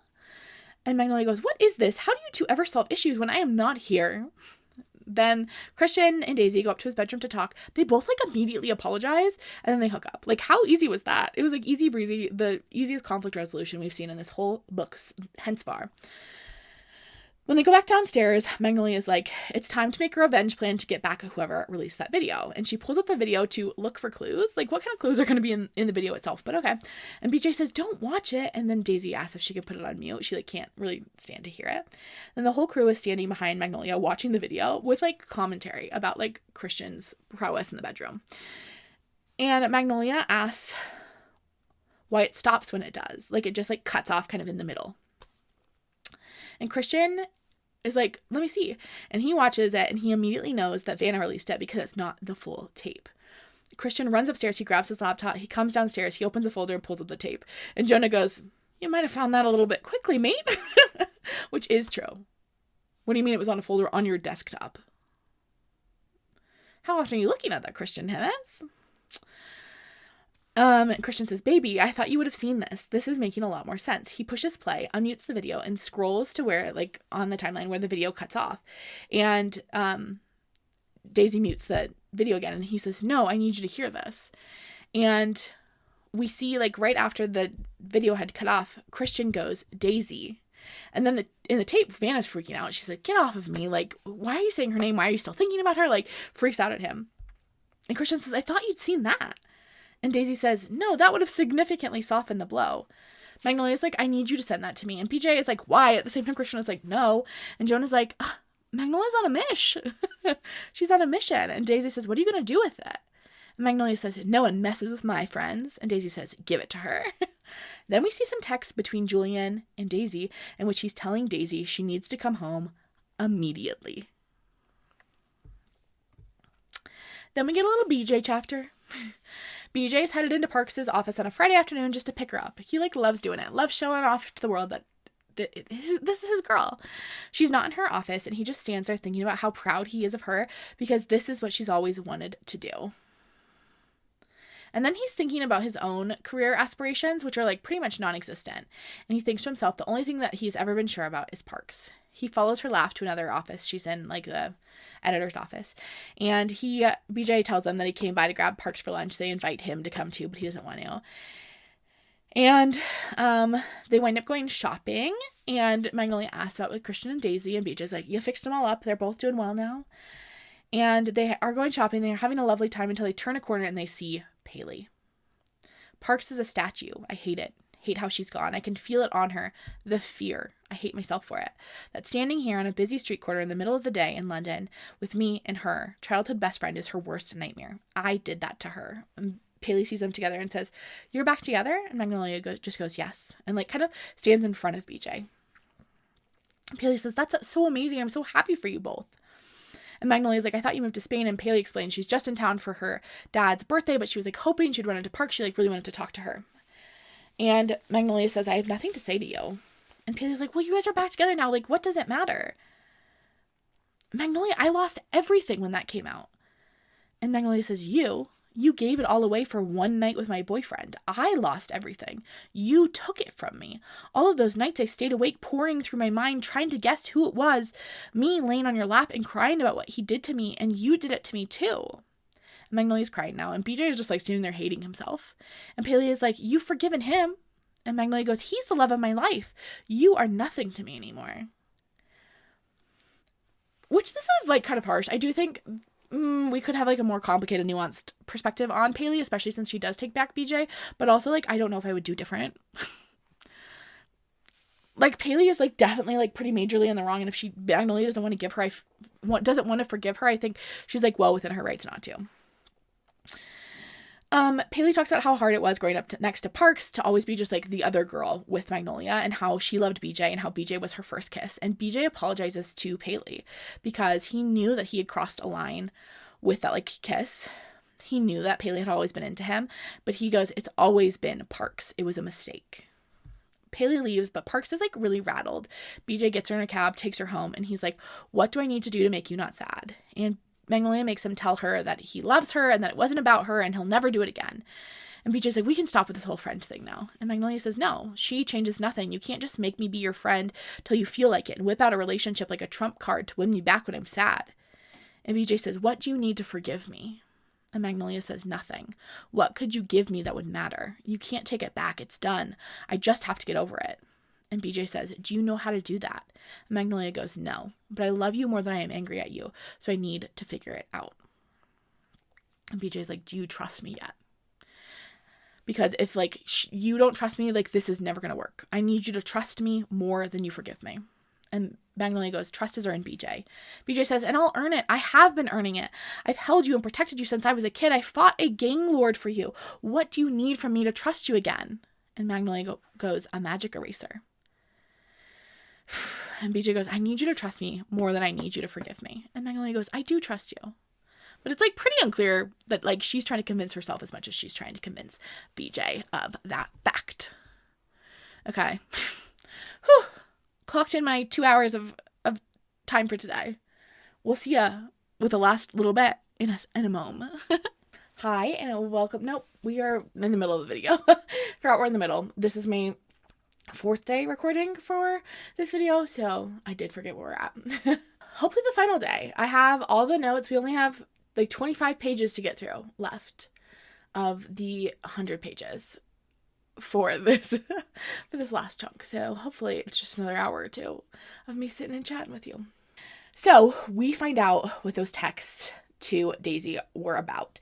We find out because Daisy, last we kind of like saw of Daisy, she was getting texts from Julian being like, you need to come home immediately. So we find out what those texts to Daisy were about. We learn that Santino Brambrilla was at a football match, at a soccer game, and he was leaving with Romeo. And as they were leaving the match, they got shot at. Both Romeo and Santino were shot, but neither of them were like mortally wounded. Neither of them were fatal. They were tossed in cars, sent away. Daisy shows up at the house. She's in a bad mood because she was having a nice time out with Christian. And then she gets this vague text from her brother being like, you have to come home immediately. And she's like, what the hell? I was out there having a good time. And then she sees Romeo covered in blood, and obviously she goes right to Dr. Daisy mode, and she's like, get me the kit. And they bring in the kit, and she's like giving him all the stuff. She's sanitizing her hands. She's getting ready. Romeo is explaining what happened. He explains that both him and his dad were shot. They're both going to be fine. Santino and Romeo were put in separate cars. Romeo was brought to the Haites house to, one, be safe, but also because Daisy is someone they turn to when someone has been shot because Daisy has medical training. Santino, we don't know where he is. He is in hiding somewhere because obviously someone has put a hit out on this like head of a crime family.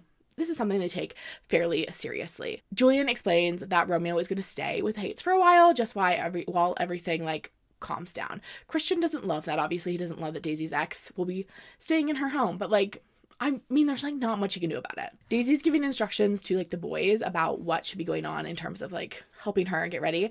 And she asks for some like numbing, some not general anesthesia, but like local anesthesia.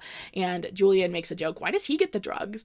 And Daisy says he didn't do this to himself. And Julian says, you shot yourself last year and they gave you drugs. And Romeo's like, I'm not ready to joke about that one yet. Okay, sorry. Julian was funny. That's funny because Daisy won't give Julian locally anesthetic most of the time because he goes in cage fights, and then she needs to give him stitches, and she wants him to, learn his consequences. They caught the guy who did it, and it seems like it was a connection to a family back in Italy, which I don't know. I don't know if anyone really buys this because we've had all of this stuff with Ross and Matheson. I always want to add a son at the end, but she's not a son. Mick Mathen. That has been happening. And so I think we have some suspicions around that. I know I'm suspicious around that.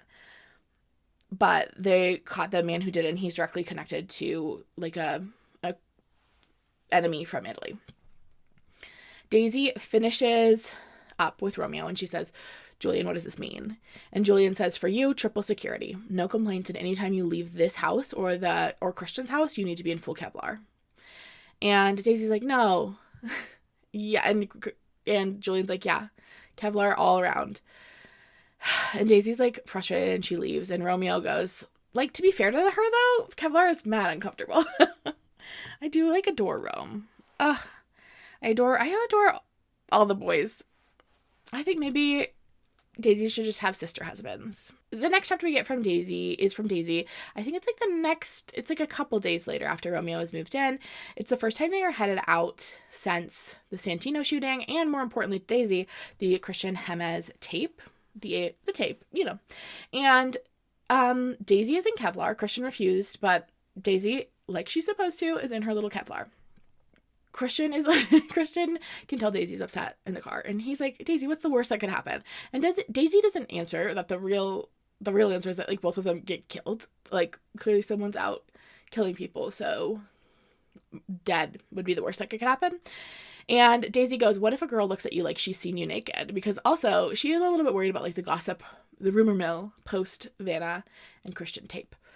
And Christian goes, baby, the whole world has seen me naked. At this point, I bet even this guy's seen me naked. And he like whacks Miguel on the arm. Miguel's driving them.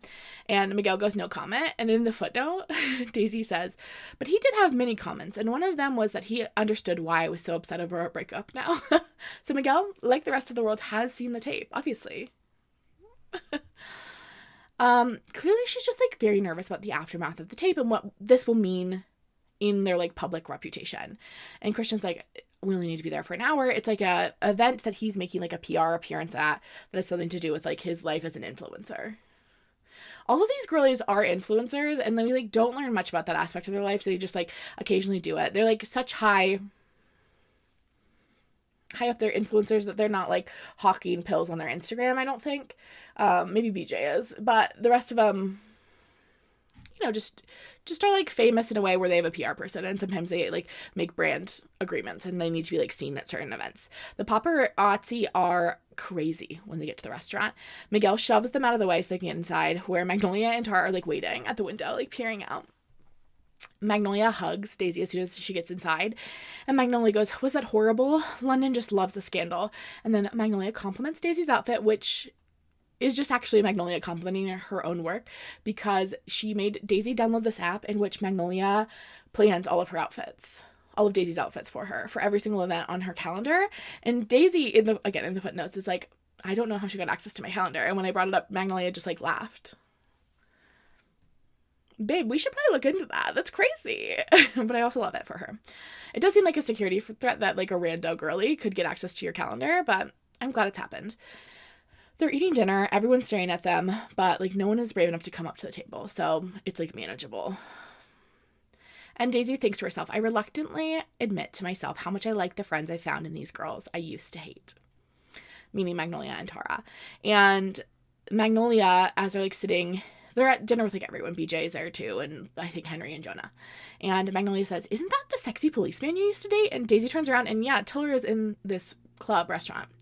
And he's with another police officer and Michelle, his ex. And BJ says, have you not seen him since you two ended? Christian, like, clearly has gotten a little bit prickly. Like, he's upset about this, but, like, Daisy is fine. Like, he's cool. Jonah offers to go beat him up, but Daisy says no, and she's gonna go over and say hi to him. And Christian goes, why? And Daisy says, because he's my ex-boyfriend, and we were together for a significant period of my life.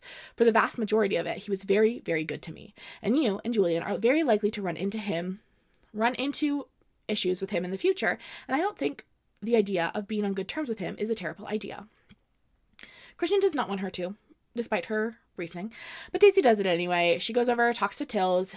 Tiller is like a little annoyed that Daisy didn't reach out and let her know that she was back with Christian, but like, that'd be weird, to be honest. Like, I don't know. That's a weird thing to do. Like, call your ex-boyfriend and be like, hey, just so you know, I have entered into a relationship with the boy before you. Have a great day. Okay. Tiller is like here for Daisy, and there's like nothing definitive going on, Tiller says, but like things feel off. Like something clearly is happening. Things have actually been like a little too quiet. Like, what's going on in London? Something suspicious. And he has a bad vibe about it. And then Tiller asks, is he being good to you? And Daisy goes, yes. He gives me a small smile, and the edges of it are sad. Good. And then he's like, okay, I'll let you know if I hear anything definitive, but for now I'm just like kind of keeping an eye on things. Ugh, I love that Tiller says, is he being good to you? Ugh, that warms my little heart. She gets back to the table. Christian checks in with her, and Magnolia is like, you are too close to your ex. Because like the like 2-minute friendly conversation she just had with Tiller. And everyone at the table looks at Magnolia like, girl, have you ever looked in the mirror? Like, you used to have sleepovers with BJ while you were dating Christian. And also, Christian is your ex, and he's sitting at this table. Like, I'm confused, bestie love. And Magnolia says, learn from me, Daisy. She says, like, she's a sister at a monastery. Look where that got me. In a real pickle jar. And BJ leans and kisses her cheek. In this too cute, too tender way, and whispers, that's not the expression, Parks. It's just, you're in a pickle. And there's a footnote here in which Daisy says, I think I'm a little bit in love with BJ too, just in the way every other girl alive is. Whatever, that's neither here nor there. Okay. I'm glad to know that BJ just like makes everyone a little bit in love with him. I think the way he loves Magnolia is just like, sorry, that's like very attractive. And then Magnolia comments that Tiller is like, I'm just like telling you about the fun banter they have, because this is a fun little bantery moment. The whole conversation at this dinner is like cute. And Magnolia comments that like Tiller is like really gorgeous, and she like it seems like he'd be the kind of guy who would be in the sexy policeman calendar. And like obviously this is like hurting Christian's feelings, because like why is everyone complimenting Daisy's ex-boyfriend and calling him so sexy? That's kind of mean. He's her current boyfriend. Oh, gender is so tricky. He is her current boyfriend. Got it. And BJ says, Christian, I would buy your calendar 100 times over. And Henry says, big seller, the Gang Lords of London calendar. Pretty decent spread between Christian and Jonah and Julian. And then BJ adds, and Romeo. And Magnolia Parks comments that Daisy does have good taste in men. She likes them. Christian heads back to the office, and Daisy heads to the bathroom. And then on her way back to her table, Vanna sees her and starts yelling at her. And Daisy is just like, unbelievable. The pair on you. Do you know who I am? And Vanna goes, nobody. You're no one. No one cares about you. Nobody actually knows your name. And Daisy goes, actually, if you watch the end of that video, it appears that at least Christian knows my name. Magnolia comes over and talks about how Christian says, Daisy's name at the end of the video, and tells Vanna that the full version of the video will be out tomorrow. And Vanna's like, that's illegal. You can't do that. And Magnolia says, well, I have Christian's explicit permission, and since you released it yourself initially without Christian's consent. And Vanna's like, you can't prove that. And Magnolia says, no, but I can. I've obtained proof of a file transfer from your IP address to Martin Wallace's IP address over at the Daily Mail, as well as an entire exchange between the two of you laying out the deal, and also a bank transfer into an offshore account of yours the day after the video went live. You should call your PR company. It's probably going to be a rough couple of weeks. But hey, that's okay. All of Britain already knows that's just the way you like it. I love Miss Magnolia. I love her. I love all these characters so much. They're my children, and I love them. They're my dum-dum babies. We have a little brunch next. Next, we get a little brunch from Christian's POV.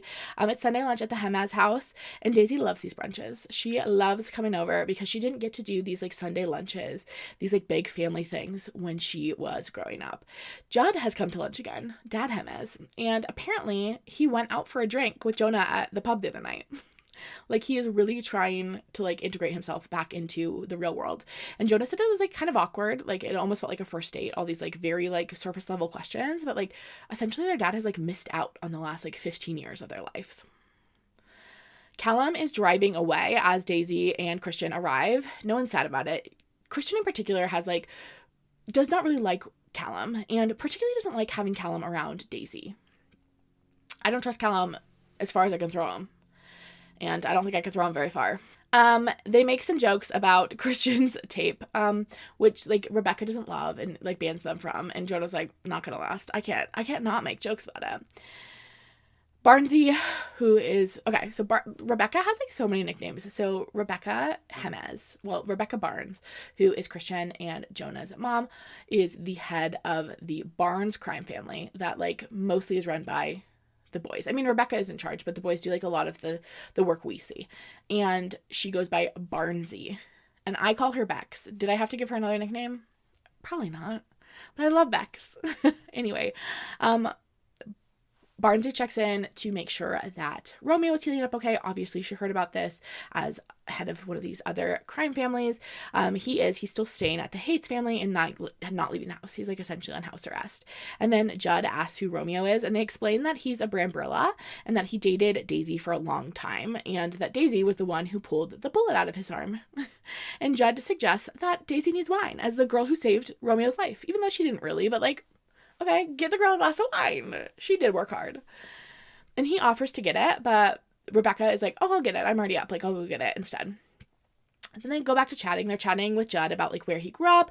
And Christian doesn't like the fact that Daisy is making so much of an effort with him because he just doesn't feel like his father deserves it. He's like, I could have used my dad so many times over the last 15 years. And now he's decided to show up. And he has a lot of just like hostility towards him because of this. It is giving Nesta Archeron. It's giving Nesta Archeron. I said, oh, I think I've seen this film before, and I didn't like the ending. all of a sudden, everyone at the table kind of realizes it's been a while since Rebecca went into the kitchen to grab wine, and she hasn't come back. And Judd calls out, Barnsey, you need a hand? And, like, their house is not, like, massive. Like, even if she, like, left the kitchen and went somewhere else, like, they would be able to hear her moving around the house, and there's just, like, nothing. There's, like, nothing's going on. She's not in the kitchen, clearly. And so Judd calls out again, Barnsey, and at that moment, Jonah's on his feet. Like, clearly something's going wrong. Everyone jumps up. They're searching the house to see where Rebecca went. They realize the cellar is open, and Christian is with Daisy, and he gestures for her to grab her weapon, and she doesn't have hers with her, so she grabs 2 kitchen knives. They head down the stairs, Christian making sure Daisy's behind him the whole time. They get to the bottom of the stairs, and they find Rebecca in the cellar on the ground, bleeding quite badly. Daisy immediately gets to work, obviously, and tells Christian to call for help. Judd is freaking out, and he keeps, like, grabbing at her and touching her, like, neck and head, and Daisy has to be like, get away from her, you're gonna hurt her. And he makes Christian grab Judd and pull him away so she can, like, take care of everything. And Daisy tells them to call an ambulance, and Jonah says, we don't do police around here. And Daisy says, you do today. Like, if you do not call an ambulance, like, she will die. Judd is, like, hyperventilating in the corner. It's really annoying Christian. Christian is so annoyed by his father. And Daisy tells Christian to take him away. And Christian grabs him, and he's just, like, sobbing in Christian's arms. And Christian is like, I don't think he deserves to cry like that. I don't think he deserves to care like this when he has been so terrible for so long. And Daisy is trying to, like, assure Christian that, like, it's gonna be fine. Like, Rebecca still has a pulse, but, like, Christian knows she's lying. Not about the pulse. Like, obviously, Rebecca does have a pulse. Daisy wouldn't lie about that. But that his mom will be okay. Like, clearly this is really bad. Daisy comes with the Haites boys to the hospital, and, like, Rebecca is, like, stabilized, but she is still unconscious. She's in a coma. And Daisy talks about how hard it is to see Christian hurting so badly and not being able to do anything. We come to find out that Rebecca was hit in the back of the head with a wine bottle. So along with Santino's shooting in close succession, it's clearly, like, really spooking everyone out. Like, clearly someone is gunning for the heads of these crime families. But also, like, everyone loves Rebecca. She's, like, well loved in the circles they run in. She really, like, looked after Julian when he, at, like, 18 or 19. How old was Jules? I think he was like 18 or 19 when he became the head of the family. And Rebecca really, like, took care of him and made sure he was good. Julian comes to the hospital, and he tries really hard not to cry, but when he sees Rebecca, he does. Like, ugh. He just, like, loves her. And, like, everyone does. She was, like, a good woman. She was a really nice woman who did a lot of crime. Okay? That's just the world of Daisy Haites. Callum and Judd are, like, at each other's throats about this because both of them, like, think it was the other one's fault to some extent. They really don't like each other. They've never liked each other. And this has, like, really escalated things, made things worse. Judd is not leaving Rebecca's side. He's in the hospital room all the time, which is also driving Christian, like, completely nuts. He's so sick of his dad. Daisy knows Christian is struggling. Daisy can, like, see the struggle happening between Christian and his father because his dad has finally, like, decided to show up. And there's, again, nothing she can do about that. Daisy brings these flowers to the hospital, and Judd tells her to take them away because they're peonies, and Rebecca doesn't like peonies. And Daisy is like, okay. Like, Daisy is, like, kind of confused about it, and she, like, looks at Christian briefly. Not because she's, like, offended. She's like, I don't know what kind of flowers these are. I just, like, picked up flowers that I thought were nice. If she doesn't like it, I'm like, no skin off my back. But, like, Christian gets, like, really offended at this. Kind of just because he's just been, you know, the stress has been rising in his body since, I don't know, since he was born, to be honest. And he's just kind of lost it. And he says to his father, how would you know? And Judd goes, she's my wife. And Christian says, she's been a widow the last 15 years. And then Judd grabs Christian, slams him against the wall. Julian winds up pulling them apart. And Christian punches Judd in the face. And then when his father falls to the ground, Christian starts, like, kicking the crap out of him. And Christian, one thing we know about Christian is a very good fighter. Okay? We also know Christian has, like, murdered a man on accident because he was fighting too much. We haven't talked about that recently, but, like, that is something that gets brought up. Like, oh yeah, remember that one time I murdered someone? Will we ever learn more about that? Who knows? Daisy comes up behind Christian to like grab him, and she knows he's gonna swing just because he just doesn't know who's behind him, and so she like ducks out of the way. And then so he doesn't hit her at all, but as soon as Christian sees that he like swung on Daisy, he's like beside himself, obviously, for like almost punching his girlfriend. Like if she hadn't have ducked, she would have like knocked her in the face. Like he would have hurt her probably pretty badly. And now Christian is shaking. Julian's worried, but Daisy's like, he's fine. Like he's just a mess, okay? And Daisy like pulls him into an empty room, and he just starts like sobbing. And he cries for a while and apologizes like again. He's like, you know, I would never hurt you on purpose, Daisy. Like that was an accident. Like, and she's like, I know. It's been a rough couple days, okay? I'm fine with giving you a little grace on this one. And then we see some text messages between Jonah and BJ, letting BJ know that Rebecca is in the hospital. And Jonah just says, like, she had an accident. And I want to say that the way BJ behaves in these last, like, chunk of the book, and with respect to the Haites boys, is completely unacceptable. It's completely unacceptable. BJ will be dealing with a lot in, like, a second, and then I will cut him some slack for many days. But like in this moment, nothing's going on in BJ's life. And like Jonah and Christian are like his two best friends. I am sure that he has spent a lot of time with Rebecca. But even if he hadn't, like, why is he not taking care of these boys? I'm sorry, we never hear that BJ goes to the hospital. And I do think the boys wouldn't have wanted him. I don't know. I was going to say maybe they wouldn't want him to come to the hospital because of like crime reasons, but she's at the regular hospital. There doesn't seem to be a reason why BJ wouldn't be allowed at the hospital to at least like drop off flowers. Make sure the boys have a meal. Like Magnolia, BJ, and Henry all sleeping on the job. You guys are like the closest of friends. You guys are like, we are each other's family. And his mom is in like a bad enough accident where she's in a coma. Even if like the story is that she like fell down the stairs and hit her head. Like even if we don't know the like actual behind it, like why the heck is BJ not here? Why the heck is he not here? These boys are like his roommates. These are like the closest things to his brother besides his actual brother. I'm very disappointed in him. This is not nice behavior. That's not cool with me. You need to be like more caring for your friends, BJ. Anyway, God, we had that little talk, me and BJ. Now we get a little Magnolia chapter. And like I said, you're going to get whiplash in this last section of the book because we go to the Daisy Haites and Julian and Christian chapters. And they're like, everything is falling apart. People are coming for our heads. And we get to Magnolia and she's like, my world is ending. I saw my ex-best friend and it's making me sad in my heart. And you're like, girly, if you only knew what's going on the other side of the pond.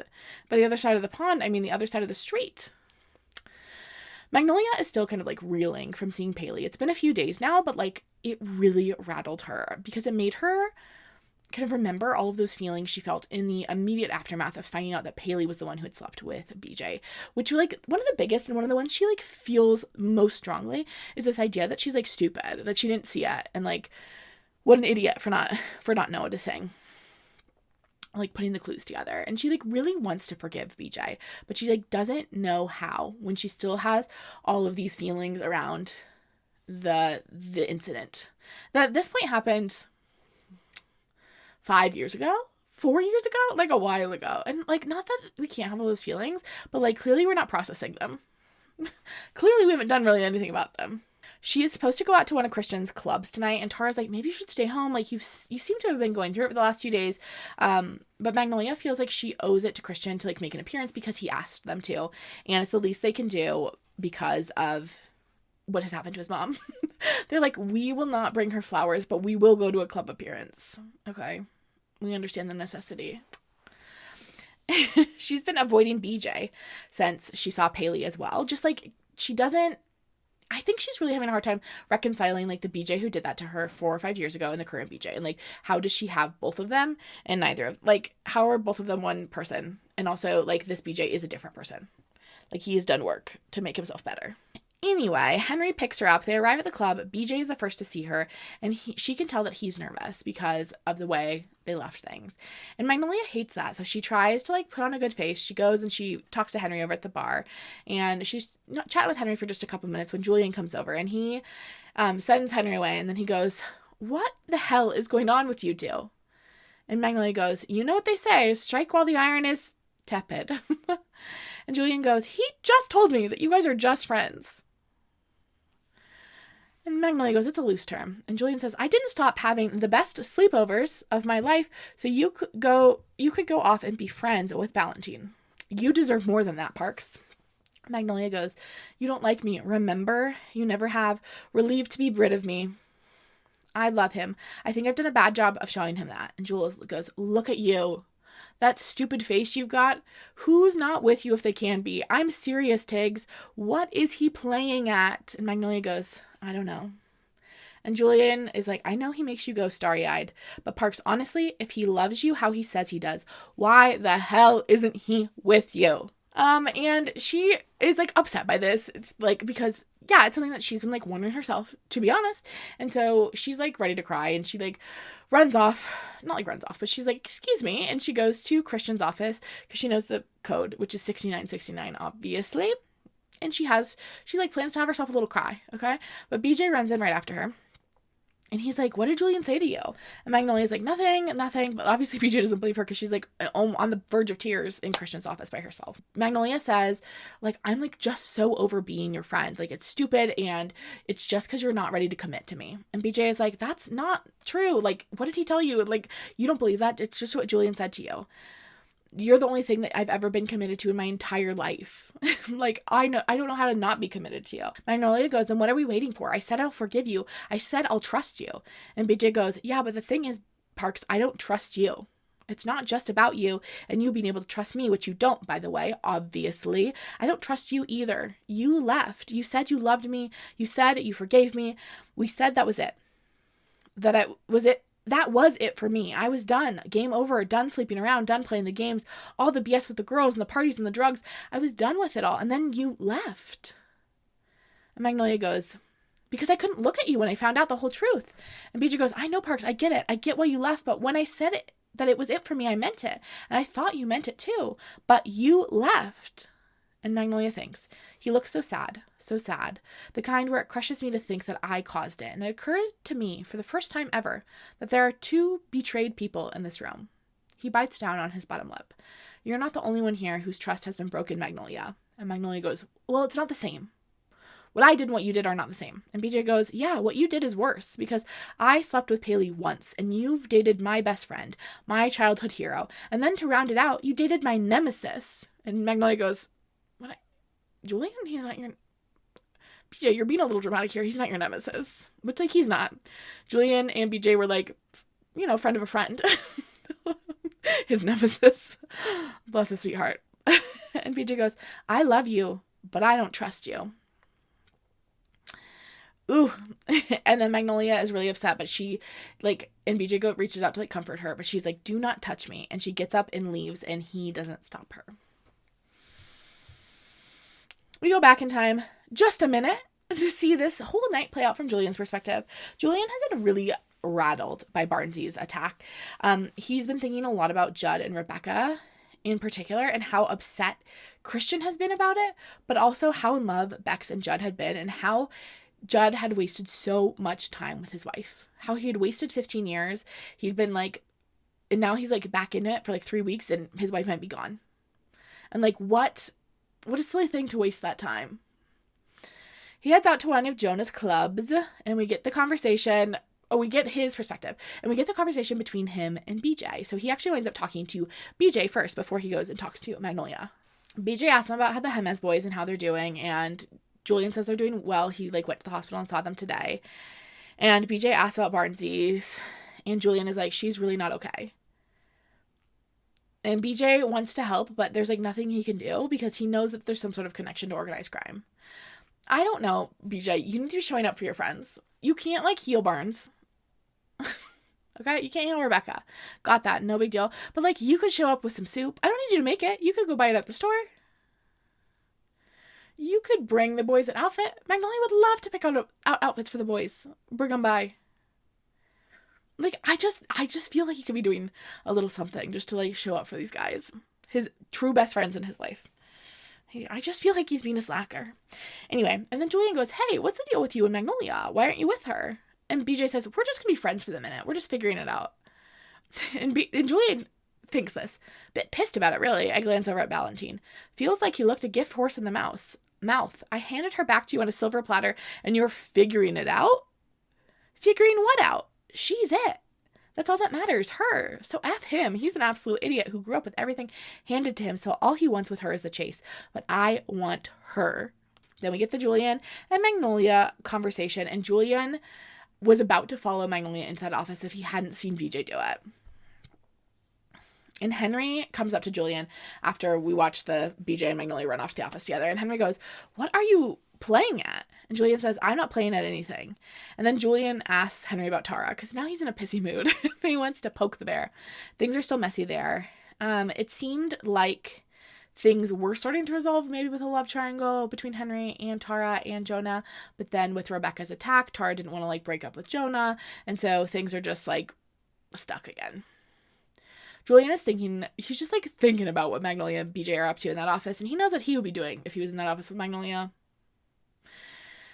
And then he spots her darting out the door by herself. And he chases after her. He offers to give her a ride home and she accepts, but she wants to go home. Even though Julian is "You can come back to my place. I know I broke up with you, but I could unbreak up with you if you want." But she is no. And Julian says, "You wouldn't be doing anything wrong if you didn't go home. And Magnolia says, "Yes, I would." And Julian says, "Not technically."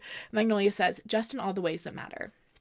And then we get some text between Julian and Magnolia. He's checking in on her, and she's not doing well. She's sad, but she is unwilling to use him as a crutch. And he promises to call her the next day to check in on her. And I'm really proud of her. What a brave, strong girl. We check in on Christian. He's doing poorly. He's in the hospital with his mom. And he spent a lot of his time here thinking about his dad and realizes how much of his life his dad has wasted. He's made, and Christian thinks to himself, I've made mistakes, but I know what I want now in my life. And I'm unwilling to waste my life like my dad did. Mom used to say to me, when you pick who you want to be with, you have to imagine every part of your life, every scenario. Good, bad, happy, sad, painful, beautiful. Not just the person you want to do road trips with, but the person you want to be stuck in gridlock traffic with. Not just the person you want to have babies with, but the person you want to grieve with. The person you want next to you on the worst day of your life. At the funeral of someone you love, who's next to you? Who do you go home to? You don't need a fair weather lover. You need the person that is going to stand next to you in the wellies staring down the barrel of a storm. It's Daisy. I know, it's Daisy. My dad had my mom in front of him for 15 years. 15 years she needed him. 15 years he ignored her to sit in his sadness by himself. And for what? To fall back in love with her 3 weeks before she falls into a coma. And so he looks over at Daisy, who's just sitting in the hospital room reading a medical textbook. And he goes and he sits down next to her and he says, "I've been doing some thinking. You asked me something a year ago about running away with you. Do you remember?" And Daisy's yeah. And he says, "I'm in, Daisy. I want out of this. I want you, so I'm in. When Mom wakes up, when she's good, wherever you want to go, I'm there. Let's do it." And Daisy goes, "Really?" And Christian says, "Really?" And then Daisy says, "How will I ever leave Julian?" And Christian says, "It won't be the same as before. We'll leave on good terms and we'll visit." And they start chatting about all the places they could move to. And Daisy's big thought again and again is how will she tell Julian? And Christian is we will handle it together. Next, we get a Magnolia chapter. Magnolia spends the next day and a half thinking about what BJ told her. She doesn't want to be the first to break the silence because he was really mean to her. She's really grappling with it. She really hates the idea of betraying him and struggles what he thinks that betrayal was. She knows she hurt him, but she's it's so different than how he hurt me. And she's really trying to measure, I think both of them are to some extent, measure the ways in which they hurt each other and which one is worse and who owes the other more. They are both doing this measuring in a way that is just so unproductive. Magnolia thinks to herself, "I've never stopped loving him. I might be a runner, but I've always loved him. I can see the betrayal and the leaving, understand how he arrived there, how he's learned not to trust my word. My word is good, though. I promise.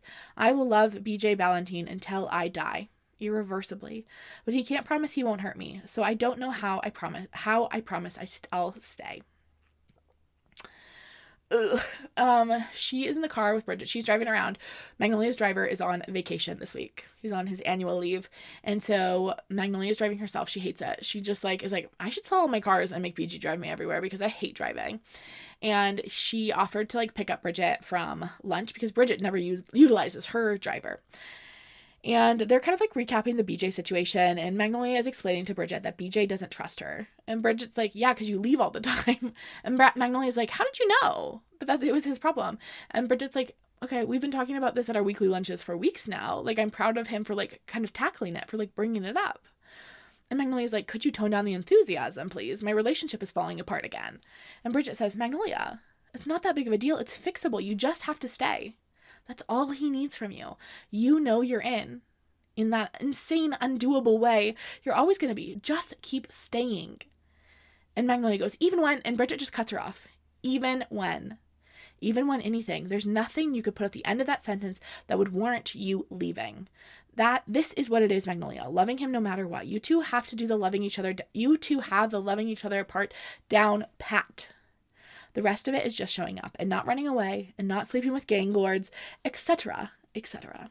I love this. I think this is true for them. But also I do think we should never have an even then that has nothing at the end of that sentence. What if, like BJ would never, but like what if he had, some CTE from his rugby playing days and he starts like punching her in the head? Then she should leave. Even then can't be like, I do think we should put some things at the end of that sentence. But you know what? We'll leave it. Bridget can say that if she wants. And then Magnolia tells Bridget that Julian drove her home last night, but like she did not go home with, like, she went to their home, obviously. She didn't go back to Julian's place. Nothing happened because she loves BJ. And then Magnolia parks, his phone is ringing, and Bridget picks it up. It's Julian, and he's like, can I talk to Magnolia? We think, because we can only hear Bridget's side of the conversation. And Bridget won't put her on because she's driving. She's like, we were just talking about you. Then a car slams into the back of their car. And it kind of like pushes them into traffic, and another car slams into Magnolia on the driver's side. I'm going to read you like a huge chunk because it's good. I'm still watching my little sister's face. It breaks out in a deep kind of horror. She's talking to me, but I can't hear her because everything else is too loud suddenly. I know it's probably dramatic of me, like some terrible cliche, but I suppose this is how those things go, isn't it? How many loves do you get in a lifetime? For me, it's just the one. I've had more, but as I float away, there's only one thing I'm thinking of. He is what I'm thinking of. Not how he hurt me, not what he did to me, not what we've done to each other, just him. How his hair falls on his face, the dip in his top lip, how his mouth parts when he's thinking, the freckle on the right side of his mouth, the shape of his nose. I trace his jawline in my mind, count the colors in his eyes. I feel sad for the splittest of seconds, because I always kind of thought that'd be the last thing I'd see here on this earth. That we'd get to Tobermory eventually, grow up, grow old together. But here I am now, grateful anyway that I got the chance to love him at all, albeit maybe badly at times, but at least I got to love him. And maybe now I appear to be leaving him once again. I hope that he forgives me for this one, because it wasn't my fault. The sounds are getting quieter now, even though they could be getting louder too. My sister's mouth is moving. She is reaching for me. My face feels wet. The edges of my vision are going dark. And my Ballantine-stained heart surges as it remembers every waking moment of our youth spent tangled up with each other. A million blurry nights of tears and bad words and big feelings and messy kisses and grabby hands and choices we should have never made, but I'm so glad we did. I love that tree. I love that door that never could lock. I love that piece of sandstone that is so much more than a piece of sandstone. I try to tell Bridget that I love her. But the sounds come out muffled. It gets darker and my head feels lighter. It's pulling me under and I let it. I drift into the infinite void of thinking of him. It's just going to get worse from here. So I hope you're ready for me to cry too. Okay. We have to go back in time a little bit to the other side of that phone call. We're in Julian's office. He talked with Magnolia earlier that morning. He had called her and talked to her on the phone and knew she was going to go pick up her sister. And he's like, better her sister than Ballantine. And Julian's thinking to himself, I think I overreacted before because I've never loved anyone before. And so it was a new feeling and it freaked me out. But I think I could actually make this work even with BJ and even with the threats. I think I could make a life with Magnolia Parks. And he's like, I'm going to make a go of it. And then Kikoa comes in and checks in with Julian, make sure he's doing okay after Magnolia rejected him the other night. And Jules is like, I wasn't rejected. And Kikoa says, so that's Magnolia upstairs in your bed? And Julian's like, she'll come around. She just needs a minute. And the boys are kind of joking around about the fact that Julian has become a little bit of a sleeper around her. you know? And Magnolia might not love that. But then Julian comments on some flowers that are in this like really pretty vase. And Kikoa doesn't know where they came from. Neither does Declan. The vase isn't Julian's. It's the one he broke. It's from the same designer of the vase he broke when he was hooking up with Magnolia in his office.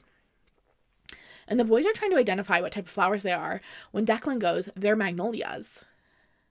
I stare at them for a couple of seconds, thinking it's funny. Fortuitous timing, almost, like it's a sign. It is a sign, but it takes a second for me to land. And all the boys kind of like spring into action. Declan pulls up Magnolia's tracker. They had planted it in her wallet. They track her to Kensington Park. Julian has his keys. He's racing for the door. Kikoa takes them from Julian. He's going to drive. They get in the car. And Kikoa keeps being like, it could be nothing. They could just be flowers. It could be nothing. But like they both know it isn't true. And Kikoa is driving faster than Julian has ever seen him drive in his life. Julian calls Magnolia once. She doesn't answer. He calls again. I let out a frustrated sound under my breath and feel sick head to toe. Never felt sick in my toes before, but I do now. The sharp feeling, like the edge of pain spreading through me as my mind begins to do the math on how much it really costs to be loved by me. The current plan is just to like grab her and take her back to the compound. And Kikoa goes, "How's that going to fly with the boyfriend?" And Julian goes, "I literally don't care." What? Like, I want her alive. Calls her again. This time Bridget answers and we see the phone call from Julian's perspective. And he's like, "Where are you?" And Bridget says that they're driving together. And he says, "What are you driving?" And as he's asking this question, Bridget says, "I can't hear you." And before she can like answer, Julian and Kikoa see this white car get slammed into by two like black unmarked SUVs, clearly like hit cars. Julian jumps out of the car and starts running towards Magnolia. Kikoa grabs him almost immediately and says, "We have to go." And Julian says, "I have to help her." And Kikoa says, "You can't." And Julian is trying to like shove past Kikoa. He's like, "I love her." And Kikoa says, "I know, but Daisy, we have to get to Daisy." Julian is like freaking out. They don't know if she's alive. Like, it was a bad car accident. They don't know if she's alive. They don't know if she's hurt. But there are people helping her. Like, she's in a busy street. Like, people are there. People are helping her. There's actually like nothing Julian can do in this moment. And they need to get to Daisy. They need to make sure Daisy is safe. So Kikoa loads Julian back in the car. They drive off. We cut to Daisy's perspective. She doesn't know all this has happened. She's barely left the hospital over the past few days. She occasionally goes home for like a little bit to like rest and to cook something to bring back to Christian. Christian leaves the hospital even less than her. He mostly just like finds an empty room to sleep in occasionally. And he makes Daisy come and lie with him. Like, he's scared that something will happen to her if they're not together. Him and Daisy have been just spending a lot of time talking about where they'll go when they leave this place. And Daisy wants to go somewhere cold and he wants to go somewhere warm. But in the end, like, Daisy doesn't care as long as they're together. They won't go for a while, Daisy thinks, because she can't bear the thought of leaving her brother because he'll be so lonely, especially after like so recently after the Magnolia Parks breakup. And she like hates that she has to choose between her brother and like living this normal life that she wants. She wants both. And then Romeo calls her. They're like Christian and her in a room, like resting. Romeo calls her, she answers, and he's still staying at the Haites, but Daisy hasn't seen him much because she spent so much time at the hospital. He's like, "Hey, can I come and like meet you at the hospital? I need to drop something off." And Daisy's like confused because like he's not supposed to leave the house right now. And Rome's like, "I just need to drop something off. Can you like meet me downstairs in 10 minutes? And Daisy's again like really confused. Rome kind of seems a little off, but, like agrees to it. And Christian is like, "What was that?" And Daisy explains that Rome is dropping something off. And then we get an update from Christian, like, randomly. I, like, don't know why this update has been given in the middle of this situation, but whatever. His mom is stable. Nothing new has kind of happened. She's just, like, in this coma. Daisy's like, "Okay, I'm just going to run downstairs and go meet Rome. See you in a second." A couple minutes later, and Christian asks if Daisy wants him to come with her, and she's like, "No, I don't need to." A couple minutes later, she's downstairs waiting. Rome shows up and he looks a mess. Like, he does not look like his normal self. And she's like, "What's going on?" It makes Daisy nervous because she knows Romeo really well. She knows what he looks like when he is like angry or like anxious, and like this is a look that she can't place. And Romeo goes, "I need you to get in the car, Daisy." And Daisy goes, "What?" And Romeo goes, "We have to go." And Daisy goes, "Where?" "No." But then Miguel, her personal bodyguard, comes up behind her. I don't know how I'd explain that. You guys know who Miguel is at this point. Sorry. Miguel comes up behind her. She didn't even know he came downstairs with her. He just picks her up and like chucks her in the car. She's kicking and screaming, but like between the two boys, they're stronger than her. And then Christian, as she's getting thrown into this car, Christian appears at the hospital door. He starts running after them, but Miguel gets her in the car. The boys leap in and they start driving off. Christian is pounding on the glass. He tries to punch through it. Daisy can tell that he has broken his fingers in the punching. The car pulls out into a street and Daisy watches as Christian just like gets smaller and smaller behind them, and Christian is sobbing on the sidewalk. I kind of don't understand what is happening in their minds at this moment. Like, Daisy is screaming, crying, throwing up, like throwing the biggest temper tantrum of her life. For why? I'm like, does she think she's getting kidnapped? I like don't know what she thinks is happening. Besides like Christian and Julian themselves, Romeo and Miguel are like two of the people she trusts most in this world. And like, I understand they didn't answer any questions. Like, maybe they could have answered a few questions, but she is literally treating them like they're strangers trying to kidnap her. And I kind of don't get it. And she acts like wild like this for a while. And I'm like, Daisy, I'm going to need you to calm down, babe. Babe, you knew there were like threats on people's lives happening in the village. You knew that was going on. So I don't know why you're freaking out like this. And like, maybe she knows what's going on and she knows she's going to be like sent away and she's like, doesn't want to be parted from Christian. But like, girl, you think this is going to help? I just don't know what she's doing. Anyway, this is what she thinks as she's watching Christian disappear behind her. I love him. He's all I want. He's all I think about. Everything I didn't want or believe about love, I want and believe in with him. And loving him has undone me wide open. But if time has taught me anything, it is that loving anyone when my brother is who he is a mistake. I lose everyone all the time. I lose people like a tree loses its leaves in the autumn. I am marred by it. It is the thing that has shaped me most, my distinctive characteristic. Some people have freckles sprinkled on their noses. Other people have eyes clear like the water, or hair that's the color of the night. But me, my unique feature is that I lose everyone and everyone loses me. Again, I don't know what Daisy thinks is happening.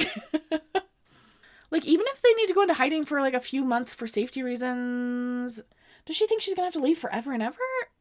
I don't know. I'm like a little confused on what's going through Miss Daisy's head. Because she's like, I am devastated with what's happening. And I'm like, what do you think is happening? Christian throws up the moment the car disappears. I think he thinks Miguel and Rome, again, I don't know what he thinks is happening either. I think he maybe thinks that the boys kidnapped her, or maybe that she's going away forever. I don't know. I just am like, what's going through your mind? I just like feel like we could all handle the situation a little calmer. Like, clearly there's been some sort of, I don't live in this world, but I could put together that like clearly there's been some sort of threat they need to get out of her immediately. And I could tell, you could be pissed at everyone, but like acting like this is literally the end of the world and they're literally going to skin you seems a little dramatic for no reason. Like, everyone calm down. And maybe I'm missing something, and maybe there's a reason that Daisy and Christian both are acting like they're like literally going to skin Daisy alive. But Christian runs upstairs, he finds Jonah, and Jonah's like, what's going on? And Christian's like, they took Daisy. And Jonah's like, who? And Christian's like, Rome and Miguel. She was screaming and tried to get away. I couldn't get to her. And Jonah says, I need you to listen to me, okay? You're listening, yeah? Magnolia was in a car accident. It was a hit, Christian. Julian found a bunch of magnolias delivered to his desk. And Christian goes, is Magnolia okay? And Jonah goes, she's in surgery right now. And then we get the timeline that it's been an hour since the car accident. I'm sorry, there's no way Julian waited an hour between witnessing that car accident with his eyeballs and making sure Daisy was out of that hospital. Miguel was in the hospital with her. Like, he would have called Miguel up and been like, get the girl in the car. And I understand, like, Rome had to come and pick her up. Like, there was, like, a whole shuffling. But I just don't think in any world that would have taken an hour. I just don't think it would. I guess, yeah, no, like, Julian saw the car accident happen. And it took him an hour to get Daisy picked up. I just don't think that's possible. I think it was less time than that. Anyway, Jonah just found out about it, though. He just, like, got the call from, I don't know who. But Jonah explains that she's in surgery, and then Christian says, I need to go get Daisy. Where are they taking her? And Jonah says, I don't know where they're going. They're fleeing the country. It's not safe for her here. And Christian says, tell me. And Jonah goes, I don't know, Christian. Christian, our mom is half dead, and, like, Daisy is going with Julian to leave the country so she will be safe. I don't know, like, why do you need to be with her in this exact moment? You can spend 2 nights apart, okay? I think everyone is overreacting. And I get that we're in stressful times. We are in stressful times. But, like, calm the F down. Okay, anyway, Christian pulls a gun on his brother. Of course. Of course. And he pushes it against his brother's chest and says, how about now? Will you tell me where Daisy is now? And Joe goes, what the F are you doing? Christian. Christian says, tell me where they took her. Now, Jonah. And then Jonah goes, why? What is you knowing gonna do? You can't go after her. You will have the people who are after her follow you straight to her. You know you can't do that, man. And then Judd walks in. I think this is happening in the hallway. And Judd goes, Christian, give me the gun.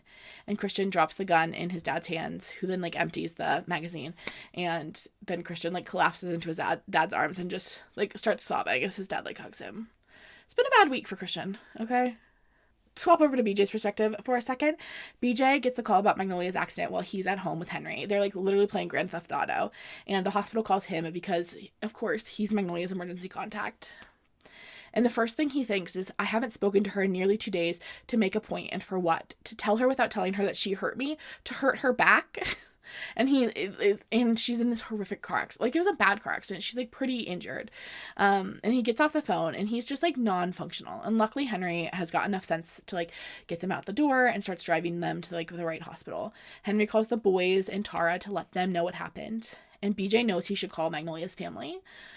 BJ's freaking out on the drive and telling Henry to drive faster. And Henry is like, BJ, she's going to be okay. And BJ goes, you don't know that. And Henry says, I do. This isn't how it ends. And BJ says, how do you know? Jesus, Henry, the last thing I said to her, I don't trust you. Ugh, if I lose her, Hen. And Henry goes, you won't. My mind waterboards me with memories of her. Our first kiss on holidays, how she smelled like coconuts, her coming down those stairs in Holland Park for our first date, slow dancing to Billie Holiday, her blushing cheeks and her wide eyes on mine the first time I got changed in front of her, the way she looks at me when I'm driving her places. Snuck her up into my room at school. Jonah went for a walk to give us some space, tripped, dislocated his knee, went missing for hours, barely cared though, because I touched her boobs for the first time, took off her top for the first time too that night, lit a fire in me, our tree. Her at my rugby games and my hoodies on the sidelines, how her face goes in the mornings, undoing all the buttons of her school uniform, her watching me with round eyes and swallowing heavy, still as a statue, breathing all quick, all the bread in her hands on our first date. Back in my car, my eyes can't see through the tears. Remember all of it, I tell myself. Her hands in my hair, how she smelt before, how she smells now. Her lips on my skin, her little trembling body wrapped around mine, under the stairs at Barley, wrapping myself around her body that trembled differently that December 3rd, that I hate and love all at once. And whatever happens, I know I am lucky to have had her. To have gotten to love her how I have. I wish I was better at it. Wish I could do it again, that I had more time. I'd change everything and nothing. Where the hell is that time machine when you need it? I'd fly to New York and bring her home with me. They arrive at the hospital and Magnolia's already out of surgery. They go up to her room and Bridget is sitting in the corner. Magnolia's sleeping, but she'll be okay. She broke her collarbone. That's what the surgery was for. Bridget's fine because the bad impact of the car was on Magnolia's side. Bridget explains kind of the crash and what happened. Their parents are both out of the country right now, but they're on their way back home. BJ just kind of like gives Bridget a hug and like checks in with her.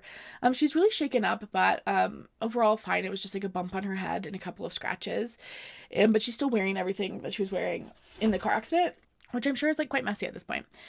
And BJ's like, why don't you go home for a little bit and like change and rest a little bit? Like, I've got this, Bridge. I mean it. Henry's downstairs. He'll take you home, shower, and get some rest. And Bridget goes, no, she's my sister. And BJ goes, well, she's my everything, so. And Bridget goes, you'll call me when she wakes. You won't leave her? BJ says, never again. A few hours later, Magnolia wakes up. BJ's got everything sorted while she was sleeping, canceled everything for the next few weeks, and had Joe move all of his stuff into Magnolia's place. I cannot believe that we recruited Jonah for this. Make Henry do it. Jonah is at the hospital with his mother who's in a coma. And also his brother just tried to shoot him in the chest. Oh my God. Please, for the love of God, do not ask Jonah Haites to do anything for you right now, BJ. I can't believe Jonah moved his stuff for him. Jonah, you can say no. You can say, we have servants coming out the wazoo. Why don't we have one of them do it? We had Jonah do it? No, bestie. He's in the hospital with his mom. I understand that you're in the hospital with your girlfriend. He's in the hospital with his mom. Also, I know you don't know all the stuff that's happening, but like, he's also dealing with some stuff with his brother. Okay? Ask literally anyone else. Good God. Anyway, Magnolia wakes up. BJ kind of tells her what happened, that she broke 4 ribs, her collarbone, has a concussion, and needed a couple stitches in her face from where she like hit the window. Just as that is happening, Bridget walks in the door with flowers and balloons, and she's like, hey, you said you would call. And BJ said she just woke up, and Magnolia's like, what happened? And Bridget says, car accident. Don't you remember? And Magnolia says, I remember. Are you hurt at all? And Bridget says, no, your side was the one that got hit. And Magnolia goes, I'm glad. And BJ thinks she means that too. She'd die for her sister. The doctor comes in. He tries to kick out BJ because he's not immediate family, but he's like, I'm her partner. And Bridget goes, ooh, what kind of partner? And the doctor lets BJ stay and informs her that her surgery went well, but they want to keep her over at night. After the doctor leaves, BJ asks Bridget to like give him and Magnolia a minute. He climbs into the bed with Magnolia and he just holds her for a second, and she immediately starts crying. And BJ knew she like needed that. And they like kiss a bit, and Magnolia goes, I'm sorry. And BJ says, no, I'm sorry. I'm not your friend anymore. Magnolia goes, you'll be my boyfriend again. And BJ says, I'll be whatever the hell you need me to be, Parks. Okay, then we have to go back to Miss Daisy. Miss Daisy Haites. Daisy worked herself into a panic attack on the drive. Again, what do you think is happening, Daisy? Oh my God, I can't say that. I like have censored so many of those Fs. What the hell do you think is happening, Daisy? Romeo keeps like trying to calm her down and like get her to like regulate her breathing, and she just like keeps kicking him. And like, babe, I'm gonna need you to stop. Like, babe, we're trying to save your life. I understand that everyone's having a bad time. Like, I understand this is not ideal for you. But like, bestie love, do we think they're trying to murder you? I don't know what you think is happening. Anyway, about halfway through the drive, she calms down. They are headed outside the city of London to their family's secret airstrip. They normally use it for like smuggling things in and out, but Daisy knows that she's the thing that's being smuggled out now. And Romeo goes, you think I'd let anyone hurt you? And Daisy is like surprised she hasn't heard directly from her brother, actually. Again, I don't know what Daisy thinks is happening. Daisy gets out of the car. Miguel opens the door and she like pretends to like, you know, allow him to help her out of the car. But as soon as she like she kicks him over. He falls over and she starts running. It's dark out. It's nighttime now. She is trying to run. She knows that there's a neighboring farm like a mile-ish away, but she's wearing golden gooses and they're not good for running fast. And also Romeo is faster than her. And Romeo was like, Daisy, we do not have time for this. Why is Daisy literally acting like a feral child? No, she's acting like, you know what Daisy is acting like? I don't know if you've ever been out with a group of friends and one friend gets just a little too much in their system. This mostly happened, I don't think this has happened to me since college, but like in my college days, we had one girl, love her, who was a little bit of a runner, okay? She would be like, before she had started drinking, she'd be like, don't let me go over to my ex-boyfriend's house. And we'd be like, for sure, girly. And she'd be like, gorge. And then she would get a few drinks in and she would keep trying to like escape, run off to her ex's house, and we'd have to keep corralling her. They like just are sprinting. And it's just like, stop. Like, what are you doing? That's how I'm feeling about Daisy in this moment.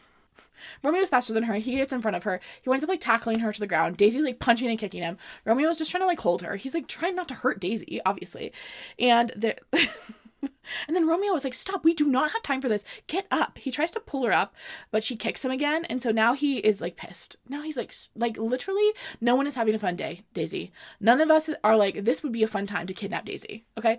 Everyone would like to just stay in London and not get murdered. Okay. Could you stop being such a pill? He scoops her up, throws him over her shoulder, walks her to the jet. She starts fighting as hard as she can the moment she sees the jet. And Romeo just gets her on the plane and just dumps her on the floor. And the moment she's on the floor, she looks up and she sees her brother. And her brother is sitting in a seat looking like out of it. His eyes like red from crying. And Daisy thinks, I've never seen him cry before. Not even when our parents died. And so she goes, like, that is enough to snap her out of it. She goes over to him. She's on her knees right in front of him. And she goes, and then I don't know. Call it instinct. Call it family. Call it every curse word under the sun. Call him my best friend on the planet. I run to him. Drop to my knees in front of him. Hold his face with my hand. Julian, what happened? And Romeo's like, we had to give him something. He was like, he was like in such hysterics. He had like worked himself up so much they had to like sedate him essentially. And Daisy goes, what happened? And Julian says, they put a hit out on Magnolia. And Daisy goes, what? No. And Julian says, they got her. They T-boned her car on Valhall Bridge. I saw it. I tried to get to her. And Daisy goes, no, why would they? And Julian says, because of me. And Daisy goes, did she? Oh my God. I mean, is she okay? And Julian says, I don't know. I sit down next to my brother, rest my head against his arm. Where are we going? I ask. I wipe my nose with my hand. He puts his head on top of mine and stares straight ahead. Away, Days. Glad she finally calmed down. Like, girl, I'm sorry you're gonna not be with your boyfriend right now. You're acting like you're 14 years old. Stop being such a drama queen. Your brother maybe thinks he murdered the one girl he's ever loved. So, like, okay, like, he needs to get you out of the country because he can't have both the women he loves die. Good God, Daisy. I love Daisy. You know that. I'm such a Daisy hates lover. But, like, she's being such a little doofus in these last couple chapters. Like, calm the F down and use your brain for a second. Again, I know that they didn't do this the most rational way. And, like, maybe if she thought she was being kidnapped. But, like, that doesn't make sense to me because she trusts Romeo and Miguel. And she has, like, no reason not to. Maybe if this was, like, explicitly on the page that she was, like, worried that these two were kidnapping, I'd be like, okay, I guess that makes sense. But, like, it's not. And I'm like, what are you doing? Okay, that's the end of the Daisy Hates books. That's the last we see of Daisy. Well, we get a little baby thing from Daisy at the end of the Magnolia book. But we're mostly at Magnolia from now on. Magnolia's at the hospital for 4 days before she's allowed to go home. She's had a lot of visitors, but she comments that neither Daisy nor Julian has come to see her. Probably because they're busy. Okay. BJ has been with her pretty much the whole time. When they get back to her and Bridget and Tara's place, it is filled with flowers and BJ has moved in. And she just talks about how, like, sweet he is with her. He's like very sweet and tender as he takes care of her over the next few days. Physically, things are weird. Magnolia feels very kind of like not unsure of herself with the physicality of the two of them because obviously they're like together again and like could have that physical intimacy, except she has 4 broken ribs and a broken collarbone. So, you know, doing spicy time is kind of off the table for now. And BJ goes, I like your place. Good ceilings. Bit of a shame you have to leave it, isn't it? And Magnolia goes, I don't. And BJ says, you have to move out because I bought us a place. And Magnolia says, why did you buy us a house? And BJ says, because I'm going to ask you to marry me in a minute. And married people usually live together. And Magnolia goes, are you being funny? And then he drops to one knee. And he goes, how's the weather, Parks? And she goes, oh, it's looking to be quite fine. BJ says, just quite? Magnolia goes, eternally sunny then? And BJ says, I can't promise that. Storms always come. They have to. Brings balance. Magnolia says, what can you promise then? I ask as I kneel across from him so we're level. That I'll love you forever. And Magnolia says, well, that's hardly special, is it? You've done that already. All your life. BJ says, so marry me then, would you? And he proposes with the like family, like the Ballantine crest ring that Magnolia threw away during one of their fights. The big one, I think, after Paley. And Magnolia says, of course, that she'll marry him. This is what she is thinking. I stare down at my hand, smiling at it proudly before glancing back at him, watching me like he's been lost at sea and he's just spotted land, like I'm the shore he's washed up against. He's every soldier pulling into the train station in 1945. We've returned from war. That's how we love each other. That's what our love feels like, battered and bruised, but the only thing in this world that I've ever clung on to for dear life is the boy here in front of me. I can't quite believe it. That we made it? That after all the ways we tried to kill each other, all the different ways we tried to snuff out loving each other, we're here, like this, in my bedroom with my broken bones, and him still on his sweet knees. Are you going to kiss me then? I ask him with tall eyebrows. He gives me half a smile as he moves in towards me. Yeah, Parks, he nods. Forever now. And that's actually the end of the book. That's the end of the series. I hope you really enjoyed Magnolia Parks. There's no more. We get a little epilogue where it turns out that there was like a mistaken identity. Julian was actually dating a girl named Pagnolia Marks. And so they actually get back together. So Julian ends up with Pagnolia and VJ ends up with Magnolia. Bridget lives happily ever after. She and Daisy become best friends and they start a romance together.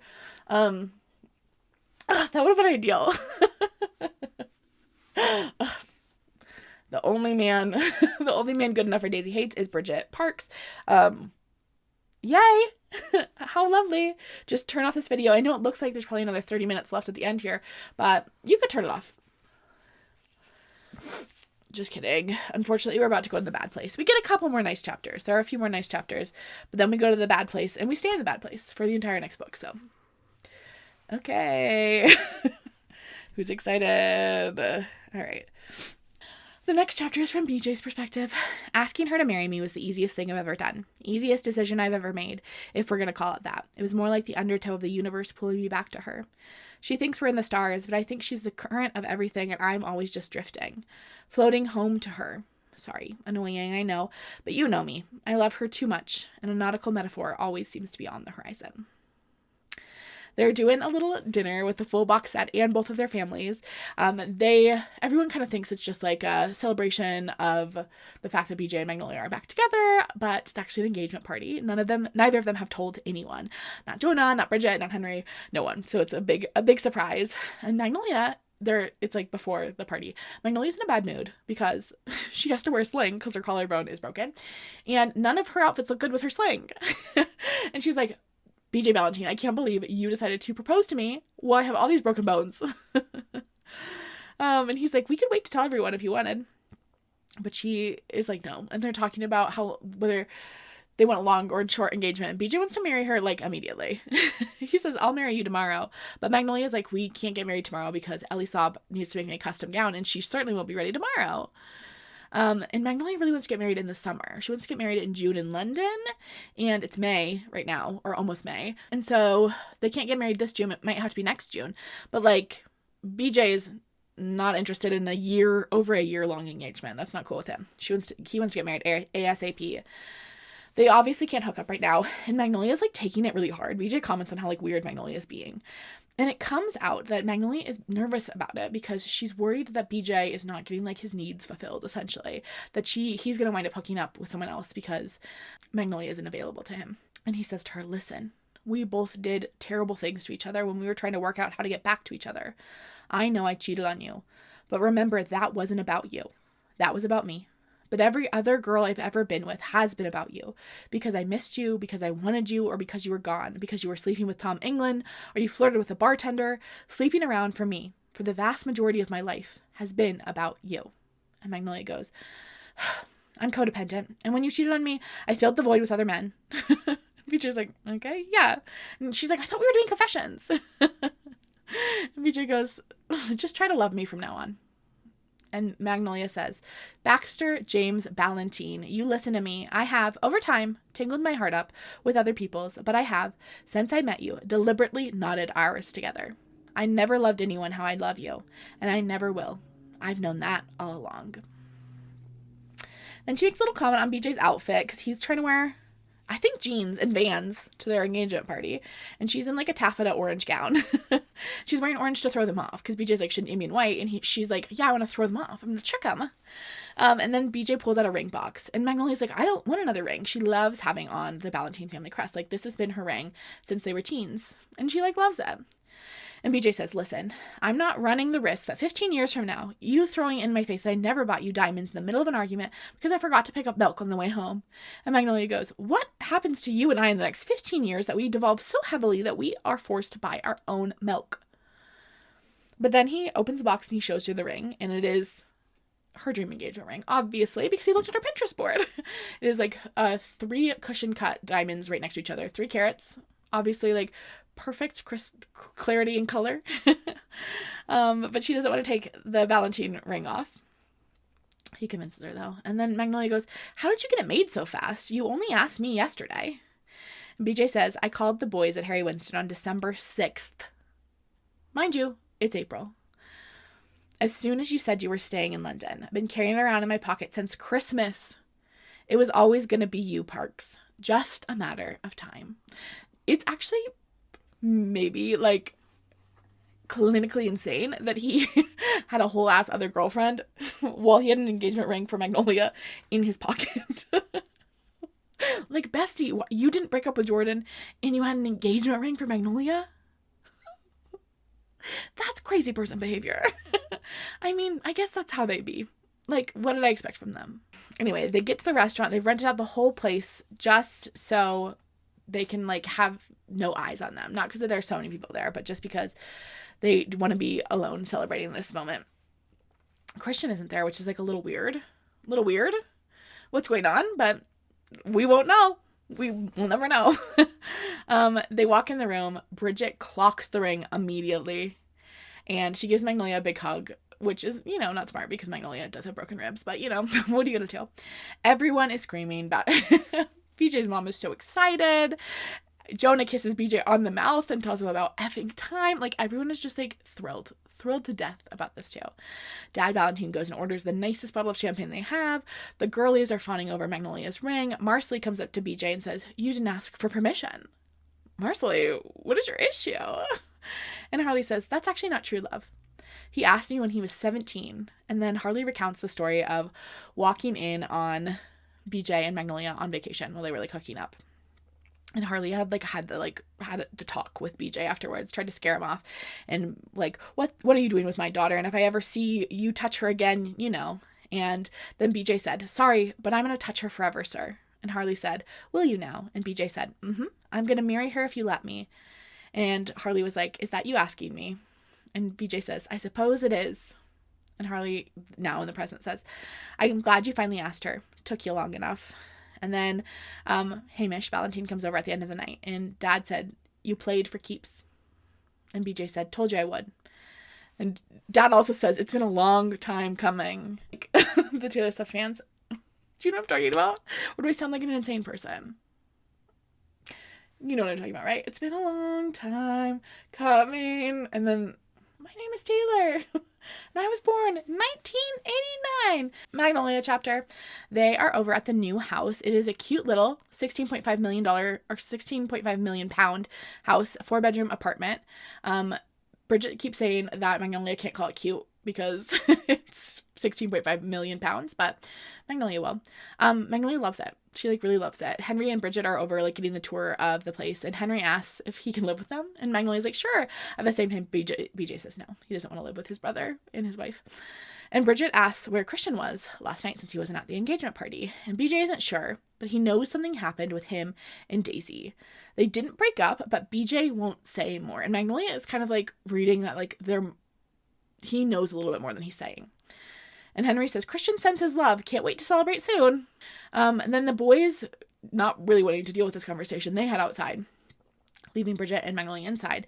And they're chatting because Bridget can tell that Magnolia is nervous. And Magnolia admits that she thinks something happened with Julian, that Julian has done something. She hasn't spoken directly to Julian, but he did send flowers to congratulate them on the engagement. Then Bridget brings up Magnolia's first date with BJ. Because remember, Magnolia and BJ's first date was at his grandparents' anniversary party.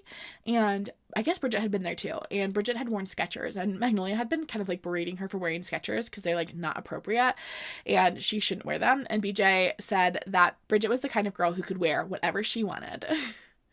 And Magnolia goes, "I'm going to miss you when I move out." And Bridget goes, "Yes, I'm sure you will miss the turn down service I provide." And Magnolia goes, "BJ does the same thing and with much less of an attitude. I will miss you, though." And Bridget says, "No, you won't. I'm right around the corner." And you're finally, for the first time in about 5 years, exactly where you're supposed to be. The next week is just a happy blur. The tabloids find out about the engagement and they're on the cover of everything. They do some interviews and there's already a bidding war over who is going to get the wedding photos. But Lily Valentine offers the couple £200,000 not to sell the pictures to anyone because this moment should just be for them. They need the privacy. And then BJ sat his parents down and told them about December 3rd and about Billy. Magnolia doesn't want to tell her own family though. She just doesn't think that it'll be dealt with appropriately, which fair enough, girl. Lily cried when they told her and just held Magnolia and was so sorry that they had to go through it alone. And Hamish cries too, mostly apologizes for the fact that they felt like they couldn't come to him. Lily wants to visit the tree, so they schedule a visit to go up next week. Jonah has been a little bit more MIA, but BJ hasn't heard from Christian really at all. My note here once again says TBH, BJ's being a little bit of an asshole about the Rebecca situation. Rebecca's still in the hospital in a coma. Sorry, Christian hasn't kissed you on the mouth for your engagement yet. whatever. Him and Henry don't know exactly what's going on, but they know something went down. Daisy is gone. And BJ asks Henry, gone where? BJ's particularly worried about Daisy because in the time that he got to know Daisy, it became pretty clear to him that Daisy didn't want this life. This was not something that she would have chosen for herself, and she is not a willing participant in it. And Henry just goes, Julian took her away. And then Henry explains that Joe ended it with Tara. This is like a conversation, by the way, I don't think I shifted locales. This is a conversation that's happening just between BJ and Henry. I think they're out golfing together. Henry explains that Jonah ended it with Tara. And Henry knows that something must have happened to like prompt that, or he probably wouldn't have done that. And BJ's like, well, that's good. Like, you and Tara can like finally figure your stuff out though. And Henry's like, I don't know. If we start dating now, I'll spend the rest of my life wondering if she's with me because Jonah called it for her. Okay, well, I don't think you really liked her that much then. Sorry. And then BJ goes, I'm sorry, man. And Henry goes, me too. Then we get the very last chapter in this book. Henry, Bridget, Magnolia, and BJ are hanging out at the girls' apartment. They're moving into BJ and Magnolia's new place next week. And they're just like chatting together and like eating takeout. And and Magnolia and Henry are talking about babies with unibrows. Apparently babies is like one of their favorite things to talk about. Cool. BJ is like really pushing for Magnolia to set a date for the wedding. And then Henry starts asking who her maid of honor is going to be. And Magnolia teasingly kind of says that she's torn between Bridget and Tara because, like, of course, Bridget is, like, the person she loves most in this world and is her best friend and her sister. But, like, Tara's a better dresser. And Henry's like, are you guys getting married in England? And Magnolia's like, yeah, I mean, I've never really considered getting married anywhere else. But, again, she wants to get married in June, so they'd have to wait until next June if they want to get married because now we're in May. And BJ doesn't want to wait that long. And Henry asks why she's so fixated on June, and Bridget says it's because it's halfway exactly between her birthday and BJ's birthday, and so it'd be a good distribution of presents. And then Magnolia's like, speaking of presents, you did not give me an engagement present to Bridget, and Bridget's like, nor will I. And then Bridget is like, I'm actually like not feeling great. I'm feeling pretty tired. I think I'm gonna head up to bed. And as soon as she leaves the room, BJ's like, hey, I think you kind of hurt her feelings when you said that Tara might be your maid of honor. Like, maybe you should go talk to her. And Magnolia is like, ugh, she's being so sensitive for no reason. She goes to her sister's bedroom. She opens the door. Her sister's already in bed. She like is like, Bridget. And she climbs into bed with her, and Bridget doesn't like roll over. And she's like, Bridget? And Bridget starts like shaking. Oh, Magnolia starts like shaking her and like shouting her name. And she doesn't respond. And Magnolia leans in to hear if she's breathing, and she's not breathing. And she kind of doesn't know what happens next. She's like, I must have screamed because then both boys were in the room. And the boys are both really good in a crisis. And so Henry is on the phone calling an ambulance. And BJ is giving Bridget CPR. And Magnolia thinks back to this memory she has with her sister when she was 9 and Bridget was 7. They were in Paris and they were on this family vacation and they went on this trip without Marcelly. And she's like, it's one of the only trips I can think of that we went on without the nanny. Like, her parents were like really trying to like parent. She guesses. Sometimes they went through phases like that. And they had left. I think their parents had stayed at dinner and they had just like decided to leave on their own. They were bored. And it's starting to get dark. And Bridget is like, what are we doing? We're lost. And Magnolia is like, no, I know my way around Paris. I know Paris like the back of my hand.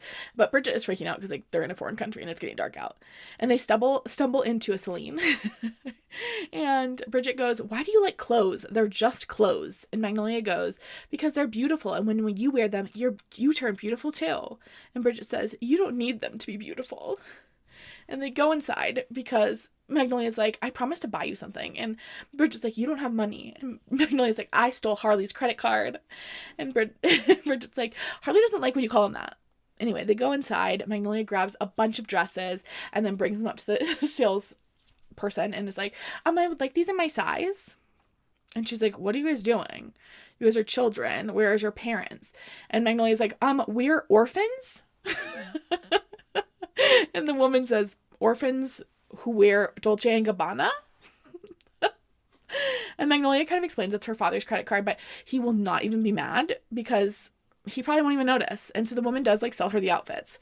When they leave the shop this time, it is properly dark out. Like night has fallen and it's raining, and Magnolia realizes she has no idea where they are. And Magnolia starts to get scared. And Bridget grabs her hand and tells her that it's going to be okay. And they go to the corner store and get a map. And Bridget pulls out a compass. She's been carrying it around with her this whole vacation. To like, and Magnolia kept making fun of her the whole trip, for like having this compass. Like, how is this supposed to help you? We're in a city. And she pulls out the compass and the map. But then she remembers the hotel's address, and they wind up just like hailing a taxi, and they go home, and they get back to the hotel, and their parents aren't there. Like, no one even knew that they were lost. No one is waiting for them. Their parents hadn't even realized they were gone.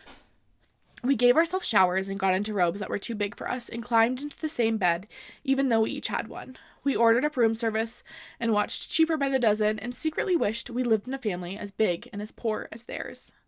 My whole childhood is littered with memories of being alone and lonely and abandoned and disregarded in our family. And the only part of it that makes it feel okay is that Bridget was there with me. Through all the ways our parents failed us, my sister did not. My sister is the lace trimming around all of it, and I am watching my fiancé do his absolute and undeniable best to give my sister breath again, but he can't. She's already gone. Okay. We did it. So proud of me. So, yep. So at the end of these books, Bridget does die. And it's horrific. Anyway, we get one last little thing. We get these text messages between, I think, Kikoa and Miguel. They say Kikoa at the top, but I think it's Kikoa texting with Miguel. Because the text messages go like this. Wake up. Miguel, answer your effing phone. It's 2 a.m.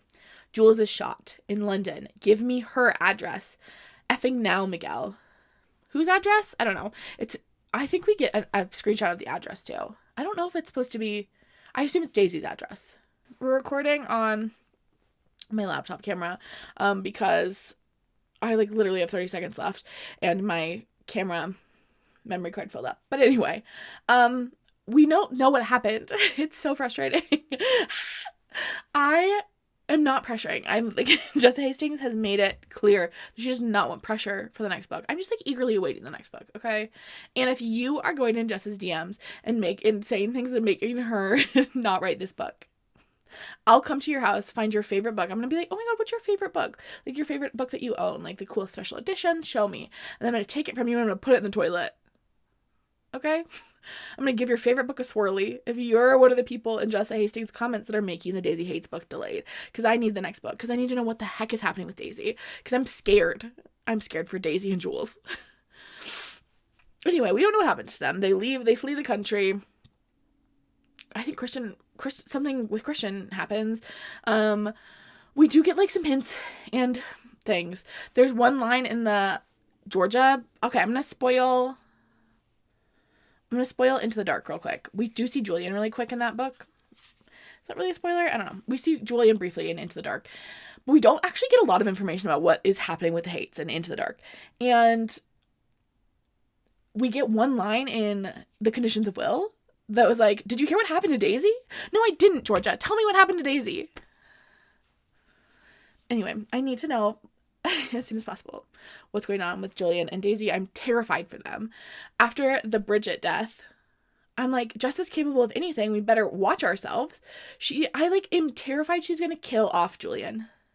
Yeah, I'm scared of that. I'm scared that she's gonna kill off Julian or Rome or Tiller. I do feel Christian and Daisy are safe. But I don't know. She's wild. She's wild. We never know. But I need to know. Like, this is, like, important to me. Also, I will say, as you can maybe gather from the last, 2 minutes of this, I just don't really feel that there's a way I can do Into the Dark. I just don't know if there's a way I could come to you and talk to you about Into the Dark. When I read Magnolia Park's Into the Dark, I cried in every single chapter. Like, I was just crying the entire book. Like, that book is, I think it's so beautifully done, too. And I think there's something so, like, not much happens in that book. It is a book where not much happens. It is just grief. It is just, like, Magnolia processing her grief. And I think it is done so beautifully and so tenderly by Jessa that, like, I feel like maybe recapping it would be a disservice. to some extent. So I have absolutely no plans to recap it. One, because I would sob through the whole thing, and two, because I just I think that book, not that, I think all these books are best experienced by reading them. I truly think Jessa's writing style is so unique and interesting, and I love it so much. I love these videos as a way to refresh your brain before you jump into the next book, or to kind of relive your favorite moments from the book. But Jessa is brilliant. I think she's brilliant. I think her books are so recognized for how innovative and interesting her writing and her character work is. But yeah, I just I truly don't think I can handle Into the Dark. I think it would ruin me. So don't wait for that one. I don't think it's coming. That being said, thank you for joining me on this Magnolia Parks journey. I think we might still be back in the Magnolia Parks world for other things. Just don't expect a full recap of Into the Dark. Okay?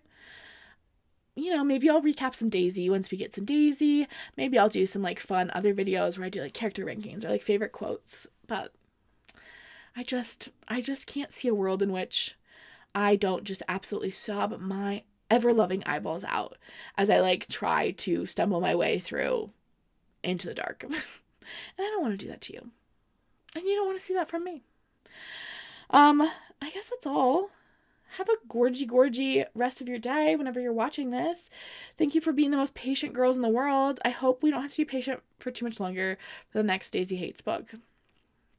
Which I think... Oh, I made a guess of what I think that book is going to be called. What did I call it? Let's look. What did I call it? I called it... Daisy Haites the Fall of Man. Ugh. Wait, what a gorgeous title. Jessa hasn't been on social media very much this year. She's been off. I do think she was sick for a little bit. She's had a lot happen. Miss Jessa Hastings in her life, according to her IG. But I just hope she's found some space in her schedule to write Daisy. I haven't read her most recent. I haven't read what is her most recent one called? Time of Their Lives. So I plan to read that one. And I know the second part of that is coming out soon. And by soon, I mean, I don't know anything about when that one's coming out. But I know there's a second part, and I think that is the next book on the schedule. Also, I think we're getting more Never. We have so many Jessa Hastings books. We are so blessed. Have you read Never? What were your thoughts? Maybe I'll recap some other Jessa Hastings. Let me know if you'd like me to recap anything else Jessa has written. I've read and enjoyed everything except I haven't read Time of Our Lives yet. But I plan to, obviously. Loved Conditions of Will. Really enjoyed Never as well. I'm a big Jessa Hastings fan. All right. I will see you so very soon with my next video. Have a gorgeous rest of your day.